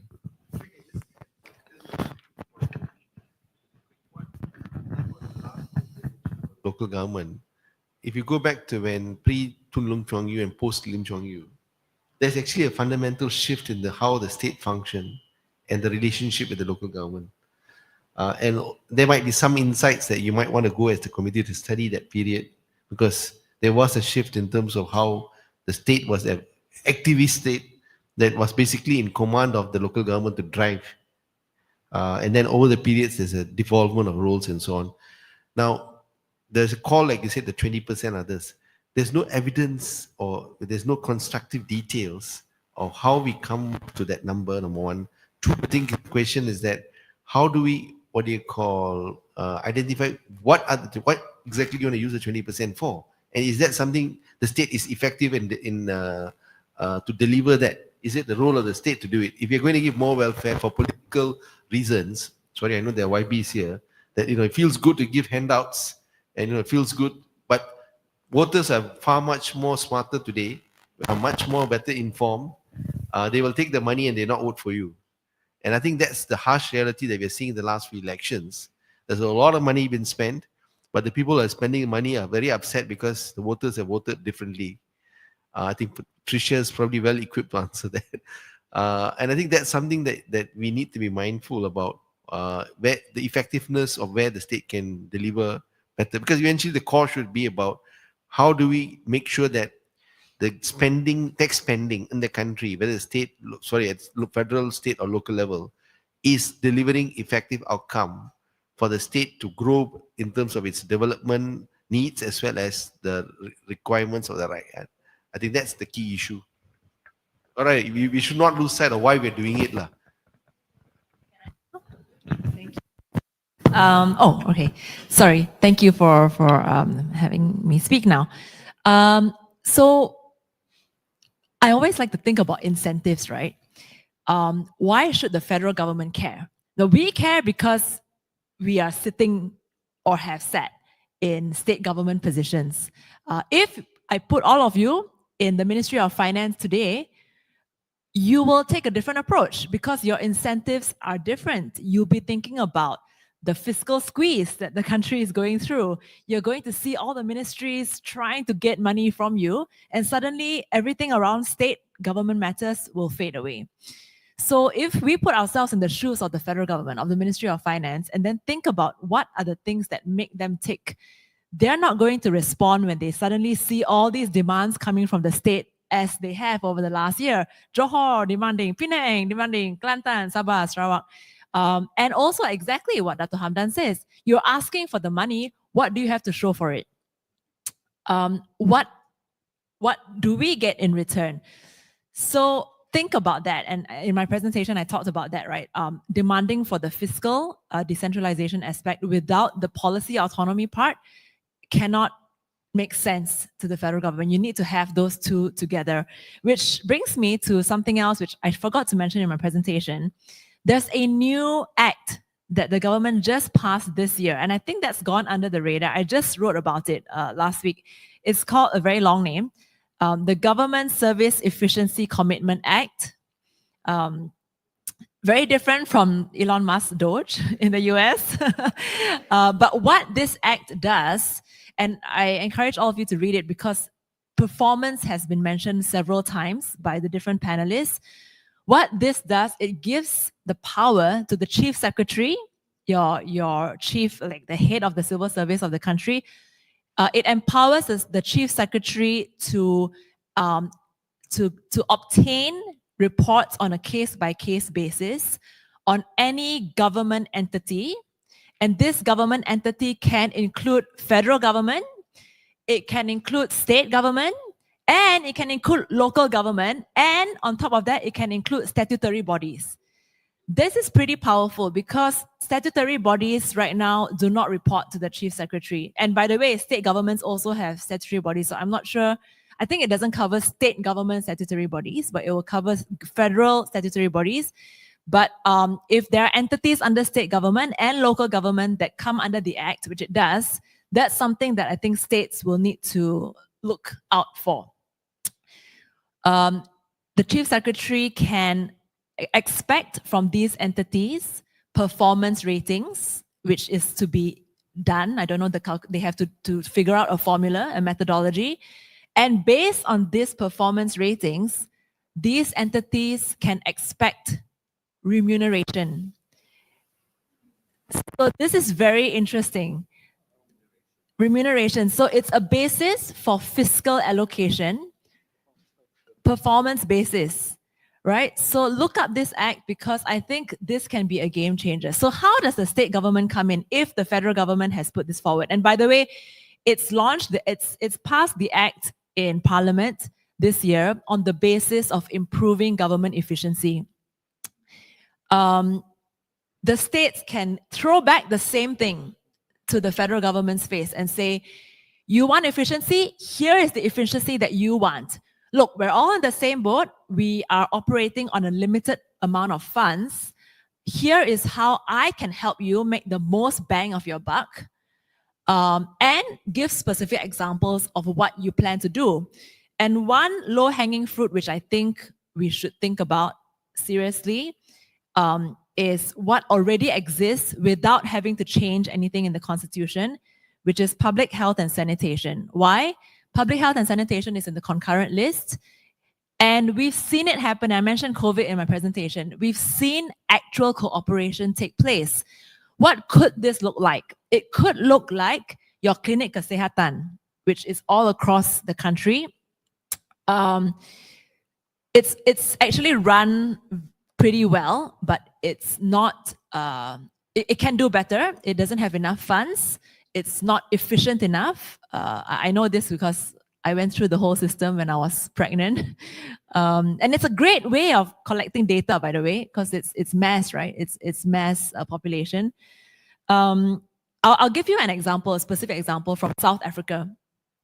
So this is interesting because in South Africa, the states which are called regions, they don't call it states, the regions are not given extra money, but they are given full autonomy to decide for both health and education. So what the federal government does there is they will, okay, you, state or region, you have the power to manage everything. So all the schools in the state, all the hospitals in the state are run by you. You can make the decision on who you hire, how grades are evaluated, students and so on. And they will pass you the funds to do those things.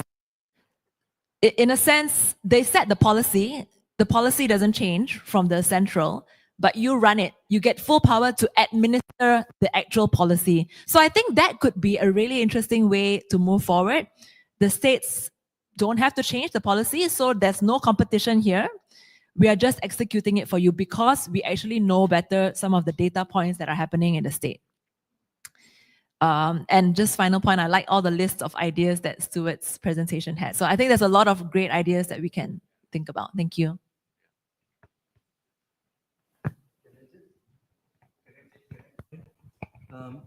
Just a corrective on your point, Trish, because actually in South Africa, which is today like the model of decentralization, divides revenue and authorities at 3 levels. So actually you're missing the fact that actually at the local government level, they already actually get 1/3 all revenue collected, and they do 1/3 all the functions. For me, attending this thing is like deja vu.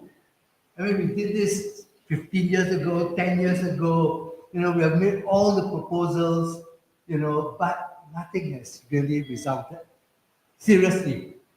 And we met, just outside, not this building, at the old, container building. And we came up with all kinds of proposals. We actually, when I was in the city council, I worked very closely with CM.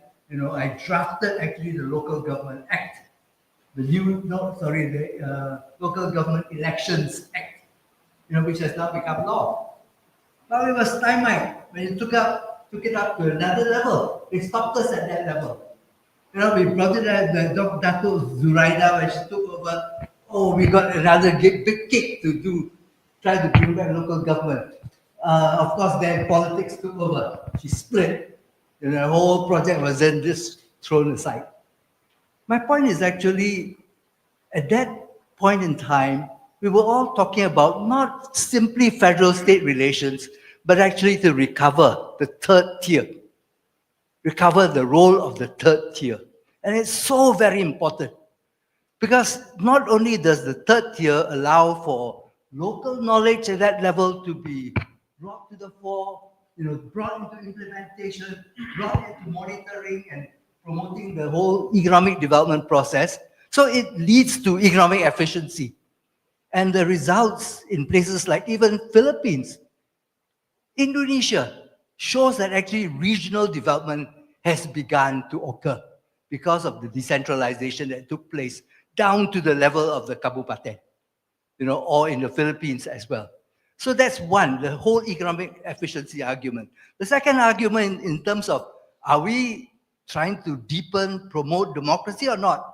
We are. That was what Reformasi was all about. And we must go back to the agenda. We cannot forget that. And local government is part of that process. Bringing local government elections back to that level must be put on the agenda. Not so clear-cut here, but in the case of a place like South Africa, I'm working with people in Burma right now. Local government is also the level that allows for diversity to be represented. And not only a major ethnic group, minorities, and the minorities within the minorities, and also women. Women break through into politics, most of all at the local government level. So this is some of the arguments for bringing this whole process down, not to just federal-state exchanges, but actually end local government. So I wish that we could put that back on the agenda in a sense. Maybe you have a follow-up sessions, bring this back again. It is critical for this. And I particularly, but I'm, 70 plus years old, retired from the university and from city council and all that. But I think the point I'm trying to make is that constitutional change is not on the agenda. Even major amendments to important laws will not be agenda. Madani government is not particularly excited about these matters now. Maybe Pakatan Harapan 2018 was.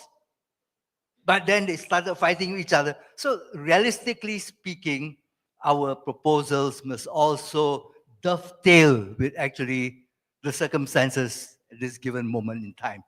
What I like about working with the Burmese people right now is this is the moment for them. It's a time of turbulence. It's a time when they are thinking anew about writing a new constitution. States are writing their own constitutions. And actually there's possibility that they will go back to the time of General Aung San, 1947. But we've missed our moment. We've missed our moment. I don't know, I hope I can live to see the next moment, but we've missed it. I personally wrote on behalf of Aliran and other NGOs this important document, I thought, about actually restructuring our federal system, including bringing it down to local government level, allowing for, I was involved in school boards and all that. I thought, oh, how beautiful it would be if actually ordinary people at the local government level could play a role in education and in health. Even if we could get back to the city council days of the 1960s and 70s, that would be great. We'll run our own buses. We will actually bring back maternity clinics. I was brought, my mother used to take me to the maternity clinic run by the, city council. And I went to school riding the bus, run by the city council. So if we could turn the clock backwards and even achieve that, that would be such a great, advantage. But we cannot ever forget why the federal government became so strong. It was not just because Mahathir or Dr. Dato Najib began to accumulate power in the PM's department. It was also about this 60 plus years of BN UMNO rule, plus I think the NEP. The NEP required centralization of all decision making, of all monitoring. And from the political science of point of view, ICDAO, International Coordination Development Administration Unit, played an extremely important role in the Prime Minister's department. So too, the EPF monitoring unit. We had buddies who were there, who were monitoring everything. So this has to be dismantled. It's not on our agenda. This is why I like actually Stuart's proposals. Let's go for making everything transparent. If you cannot change the constitution, you cannot pass a new law. Let's make things minimally transparent. We made a big deal about Freedom of Information Act. It's already on the agenda. But who was this recently who said he couldn't get the information? Although we have a FEA now. So it's put this back on the agenda and we demand, because a lot of these contracts once upon a time when Guan Yin came to power and all that was actually available at least minimally on the, on the website. That has not even available now. So we can begin to demand things that they've already committed themselves to. And these are things which can be achieved. I wish, and the political game, at this point in time, Madani government has to compromise itself with, all this to get its working majority. And I can understand that from a political science point of view. Personally speaking, I think we are in this kind of a scenario. I'm a very distinguished political science professor, okay? And my analysis is that we are going to be in this state of affairs for the next 20, 30 years. Hung parliaments, coalition governments will not go back to UMNO BN dominated government parliament. And where you actually then, we will be left, just push aside and all that. So I think we should, really go to what we say are low-hanging fruits, and there's something to do for that. I'm not saying give up. I've been in this business long enough, and in spite of all the ups and downs, I'm still here, Yeah, I'm still here. So actually, there are fruits that we can actually gather.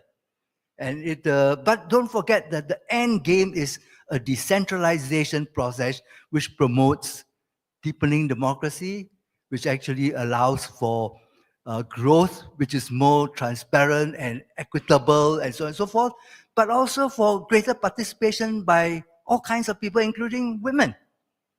And actually, this goes down very well with people in my constituency by the way, I just want to let you know that I've been appointed special international advisor to the Minister of Education in the government in exile in Burma. But here you get no such kudos. But can you imagine, I've been appointed as advisor to the Minister of Education. Okay, anyway, enough. I just want to advertise myself a bit since I've not come back to this room for a while.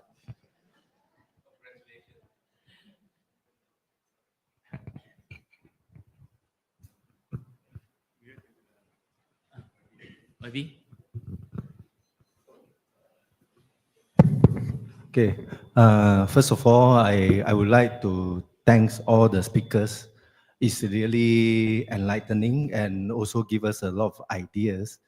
And just now, when I talked to Stuart, actually during our last Dun sitting, CM himself also asking the state assemblyman and also the people who have the idea how he can help or he can rebuild the state reserve from the current to 1 billion back to last time when he inherited the chief minister ministerialship. So what I mean is a lot of ideas that have been shared by the speakers that I know sometimes we always say federal don't want to give us power.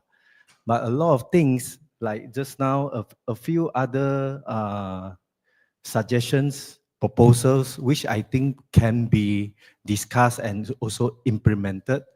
For example, the vacant property tax and also the congestions fees that in Penang, we actually can consider it.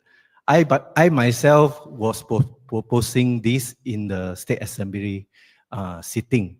But of course, the response is not so encouraging because most of the answer will tell this is not under our jurisdiction. We have no authority to do that.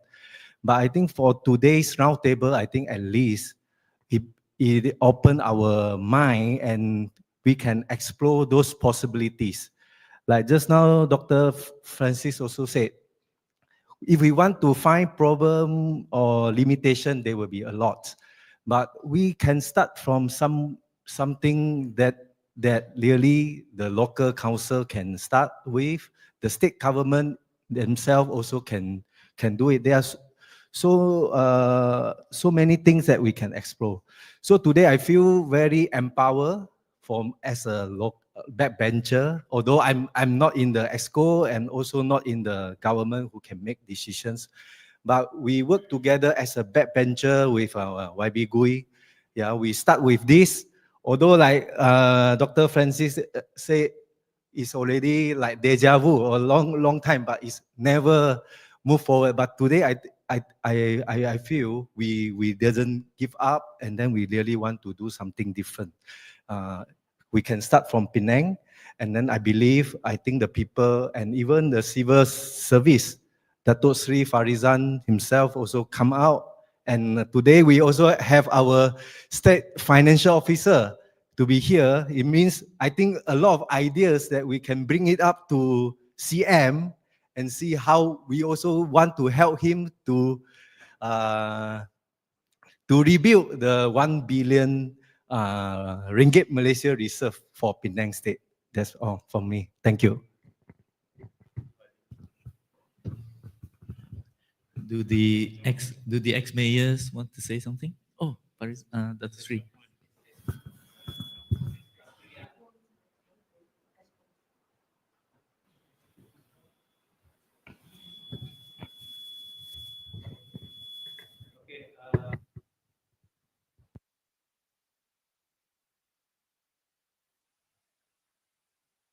Testing, okay. Datuk, main objective of this committee, among others, is we are trying to get more from the federal, correct?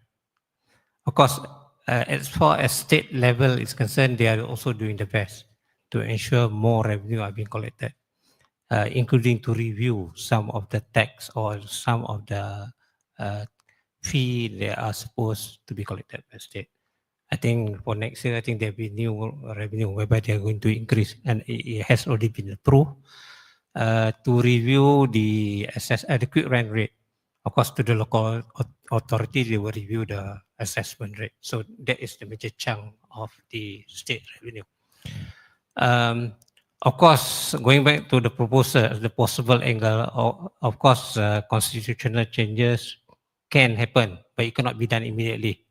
It needs certain time, and it could be the next 3 or 4 election, then only it may be materialized. So in short, if that cannot materialize in the short term, and the fact that we are looking at immediate revenue more revenue coming from federal, probably the current process need to be reviewed and to be more transparent. You know, as it is, we don't know how the federal government approve whatever that we requested. For instance, talking about 13 Malaysia plan, every state has a ceiling that they can submit it as far as projects are concerned. But states are not being informed of the numbers that we submitted, what would be our actual ceiling to be approved. You know, so that if we know we are getting, for instance, 20% of the Rancangan Malaysia 13, then that would be easier. So we know this amount will be coming in the next 13 Malaysia plan, 20% of the amount allocated for 13 Malaysia plan. But as it is, we don't know. And this has been ongoing. Of course, they have their rolling plan 1, 2, which is on annual basis. But at least allow the state to know. So that when the state knows about the actual amount, then they can actually plan in their annual budget. Now they have their own budget. And on top of that, they are expecting X amount to be coming from federal. And it may not be so. So that is one area that we need to look into. Secondly is that to request for incentive or additional fund from federal, we have to justify for it. The thing is how to justify. Because certain state, their budget are huge. Certain state are small because the amount that we're going to budget will have to depend on what is our reserve like and what will be the revenue for the current year. All right. So probably as a basis, because Dr. Tricia was talking about this new act, I've heard about it. I don't know whether has it been approved. The act actually is Akta Kecakapan Pentadbiran Awam. I think it's more on the efficiency of the administration, whereby there will be a evaluation to the performance of every state government, every state administration, and they will be allocated certain amount if you perform of certain level. I don't know whether you will be penalized or not if you don't achieve certain level. That one I'm not sure. I think this one they call it what? Itizam in short. Itizam in short. Okay, this is the latest. But to go in line with this, my suggestion would be, you see, state has their budget. They estimated that their budget is to be of so and so amount, and that budget is been done taking into consideration the amount that the revenue that they are expecting. Revenue expecting of revenue is one thing, but what is the actual amount that is being collected? You can have 1 billion revenue expected, but you only collected 500 million. It's only 50%, so it doesn't make sense. So to ensure efficiency, you have this act for that matter. What the federal government or what the committee can is that based on that assumption, if you collected 500 million this year, certain percentage to be given by federal to state. For instance, you're talking about if 10%. So at least we know that, we collected 500 million, we will be getting another 500, we are getting another 500. So it goes along that line. So that with that incentive, actually, whatever tax or whatever revenue that are supposed to be collected by state will go all out to collect. So that you get, when you collect more, you'll be getting more from the federal government. No, it is an incentive to state so that they can reduce their hutang which are not collected. So you can go along that line. And that will be a challenge to the administrative, because that will be an indicator how efficient you are. If you can collect 19%, as it is, it's not even the 90%. There are reasons for it. There are a lot of reasons. But if you have that as a consideration for federal to give you more, to allocate you of certain percentage. But that one has to be decided upfront. So that when you know you're getting this amount for the next budget, then you know you have this one coming from the federal. So it goes on like that, So these are some of the area that, it can be done in practical because the data will be made available based on what you actually collected. And that data will actually be audited by the Auditor General. So that would be my suggestion for this. Of course, you can still go ahead with all this, but then this one is going to take time. So now, in short, what I'm trying to propose is that you go along with your current practice because you need time to convince the federal government. But on top of that, why not you just implement those which I would consider as the low-hanging fruit for state to take up? I think I echo the same mode that we should create the performance environment. And I think Tricia mentioned about what is it that you think on fiscal if you're an MOF and you're trying to think in the MOF shoes. While maybe I just it's not easy to convince them and because sometimes the priority on decision making is not based on performance. It's based on various other metrics that they are considering, and I think that's where the trouble lies. I give you an example, maybe in something which I'm directly working on. So over the last 10 years, we've been focused towards supporting this agenda about how to remake the inner city of Kuala Lumpur, downtown Kuala Lumpur. And we initiated this, and over the last 10 years, we have spent close to about 50 million from what do you call resources, primarily from Khazanah's own foundation. And in turn, we could then got some money from government, an equivalent amount of 50 million. As a result, or less actually, 20 million. As a result of it, today, there is recorded 2.5 billion in co-investments over the last decade. And we will see the number reach 5 billion. Now, out of this, we are confident to say that it will generate what you call in excess of 500 million or more, or even more than that, double that amount to 1 billion in tax revenues for the government. Now, and this is going to be annualized numbers. Every year, it will be recurring income. Now, the same was in case of Penang. I think before 2007, 2008, nobody would come to inner city Georgetown. And the way how the whole revival that, together with the state that we have worked over the years, it has made a great fortune for the state and the federal government, where culture and heritage has become a new engine of growth. As a result of it, tourist arrival has increased from 3.5 million today to 12 million or more. And are we getting the dividends from this? So while the resources, and it's not a huge amount, but I think as a result of it, we have seen the economic impact. The federal government is getting a lot of revenue in terms of taxes, and whether it's direct taxes or indirect taxes, or and there's a large amount of economic spillover.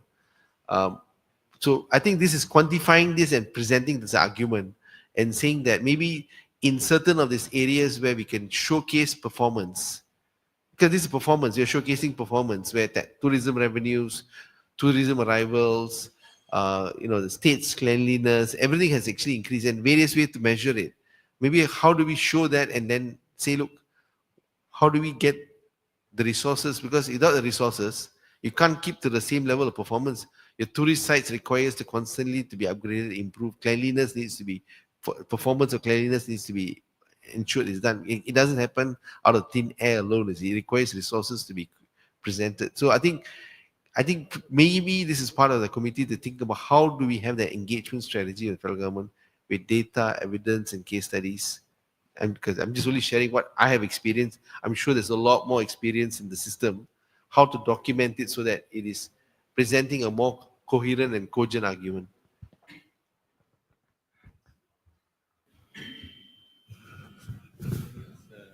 Any comment, last comment? Three. Last comment first. Thank you.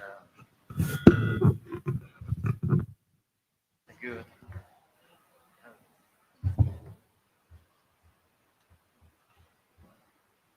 Thank you, Chairman Datuk, dan juga congratulate to all the presenters, very well done, well prepared, and also to the organizer of today's event. Okay, I'm talking about, since we have mentioned about local authority many times, it is a financially autonomous organization or government. And beside that, there are revenue 70% come from property tax.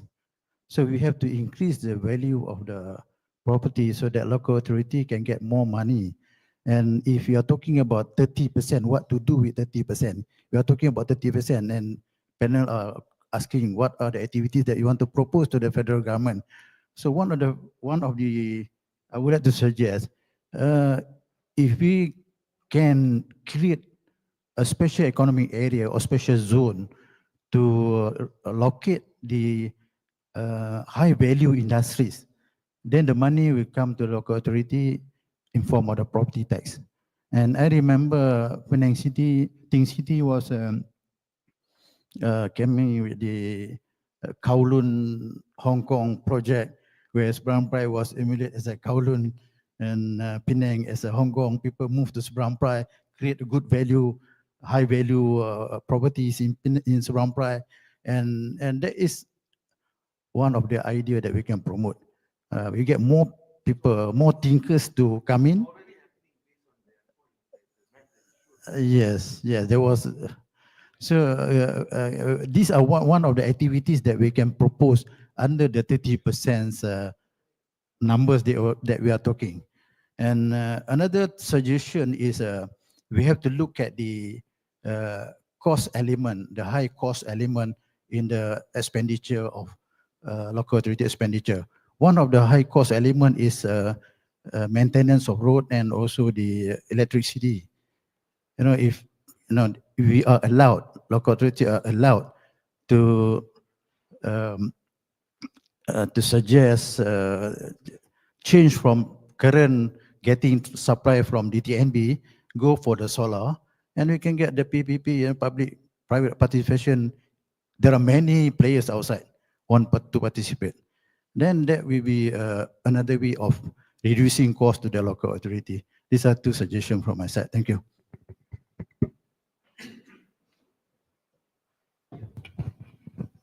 Just a quick one. Thank you.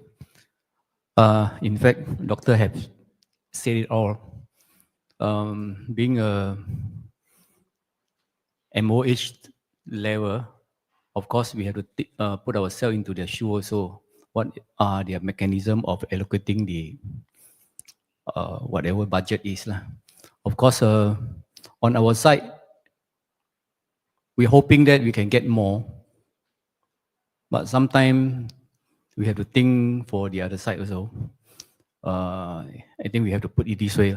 So Datuk Sri Farizan Darus also mentioned about the justification. Throughout our mayorship's experience, for me it's 5 years, 3 months and 15 days. So I found it, federal government, they are not stingy of giving away or allocation. If you can justify and can put up a good project that have the impact, especially the high impact project for your city, they give it to you. Until I also have a pressure that my capacity, can I deliver or not? Because toward the year end, we have to report that actually what is our achievement or KPI. Put it that way, I don't know, we are fighting for this slogan. Even just now, the one of the speaker that very impressed me, there's no guarantee of the cooperation. Which party and which party in the next coming GE 16, which we think that is very far or very near, there's no guarantee. So we have to be realistic. Of course, Dr. Francis, being to our comrade for many years, he has been fighting for the third words. We hear that. Even Datuk Hamzan also, he sounds into that. But when things is not possible, I think don't waste our time there. We just move forward that what we can do and something doable, something is good for us. For us, being a third tier government, when I was in office, easier to do things. That time, we have this MALA platform, Malaysia Association of Local Authority, happened to be started from Penang. It's been with us for more than 10 years. That we managed to mobilize all the local authority, 154, 155 local authority together to do something in supporting the state government and federal government policy. That time we feel so easy to talk, so easy to cooperate, no issue. But nevertheless, coming back to your own topic, how you want to tell your master that I want more. That one, perhaps we have to go back to basic thing again, the fundamental thing. How can we tie our relationship? I believe that MOH have their KSU, their KP, they have their thinking also. Our KSN also have their own think tank of how to manage this country and their finance system. But we can start with this some sort like a collaboration or whatever understanding from the other side lah. How to make them consider our application or whatever budget we want to put on with the justification lah. Thank you.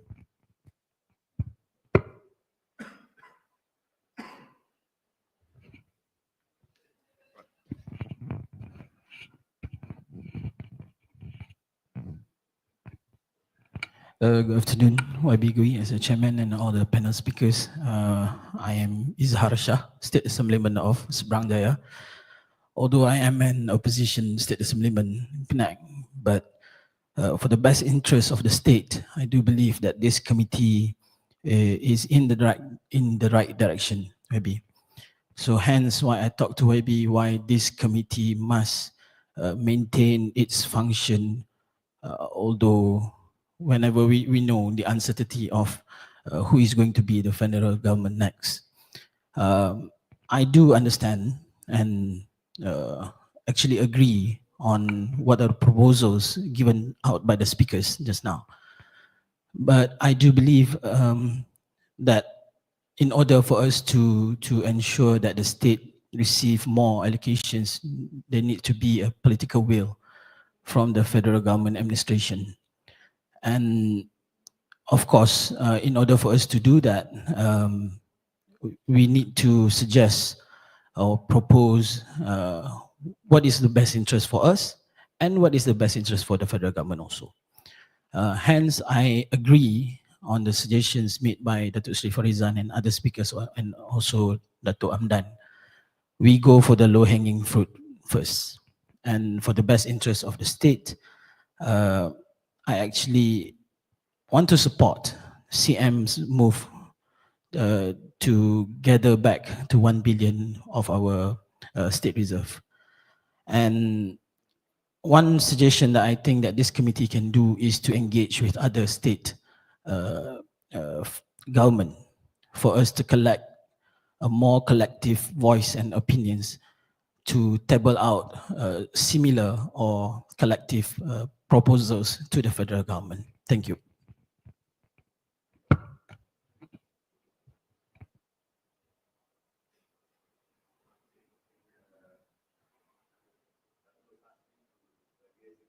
To help wind up, we are already 20 minutes off the time that we originally scheduled this roundtable for.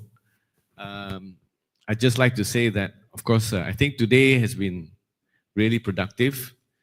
And we can see that it is not a topic that's easy, with a lot of differing views as to how we can achieve decentralization or even get more for Penang, because there are so many different angles to it, right? And we've heard, that we should be going for low-hanging fruits.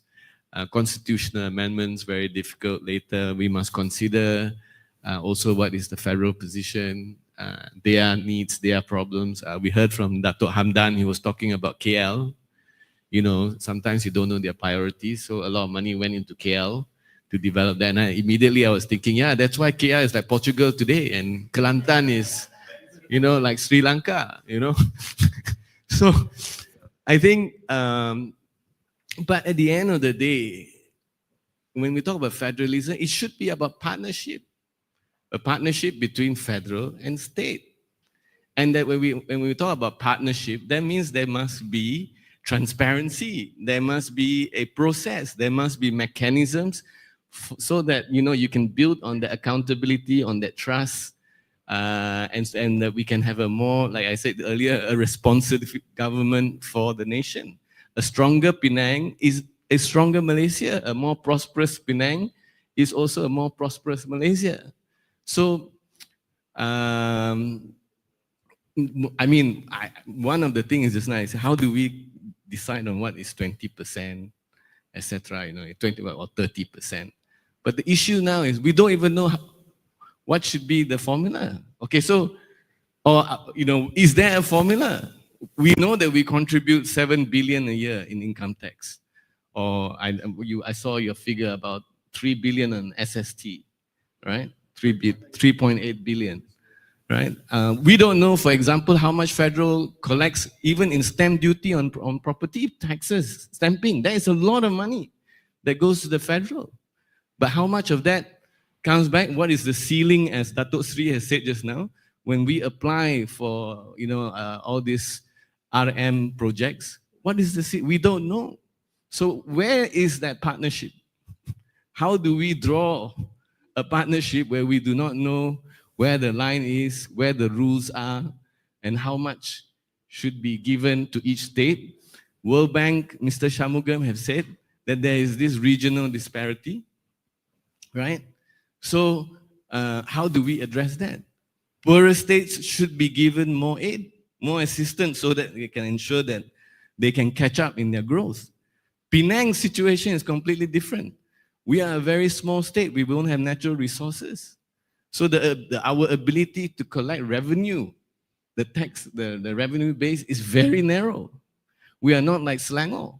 Even Selangor can collect, their revenue is about 4 or 5 billion a year. I mean, and ours is, really pittance compared to the other states, even though economically we're doing so well. So where is that? How do we, unless there is a mechanism for that. So yes, I think this is something that is a work in progress. I'm very happy that we all got to discuss all the things that we had the opportunity to today, and definitely our committee together with our advisors and also Penang Institute, hopefully, we will continue to see how we can fine-tune this and put the recommendations that you all have made today into something that is workable and that we can continue to advocate and fight for. So with that, thank you very much, everyone. And lunch is served. Thank you. Thank you.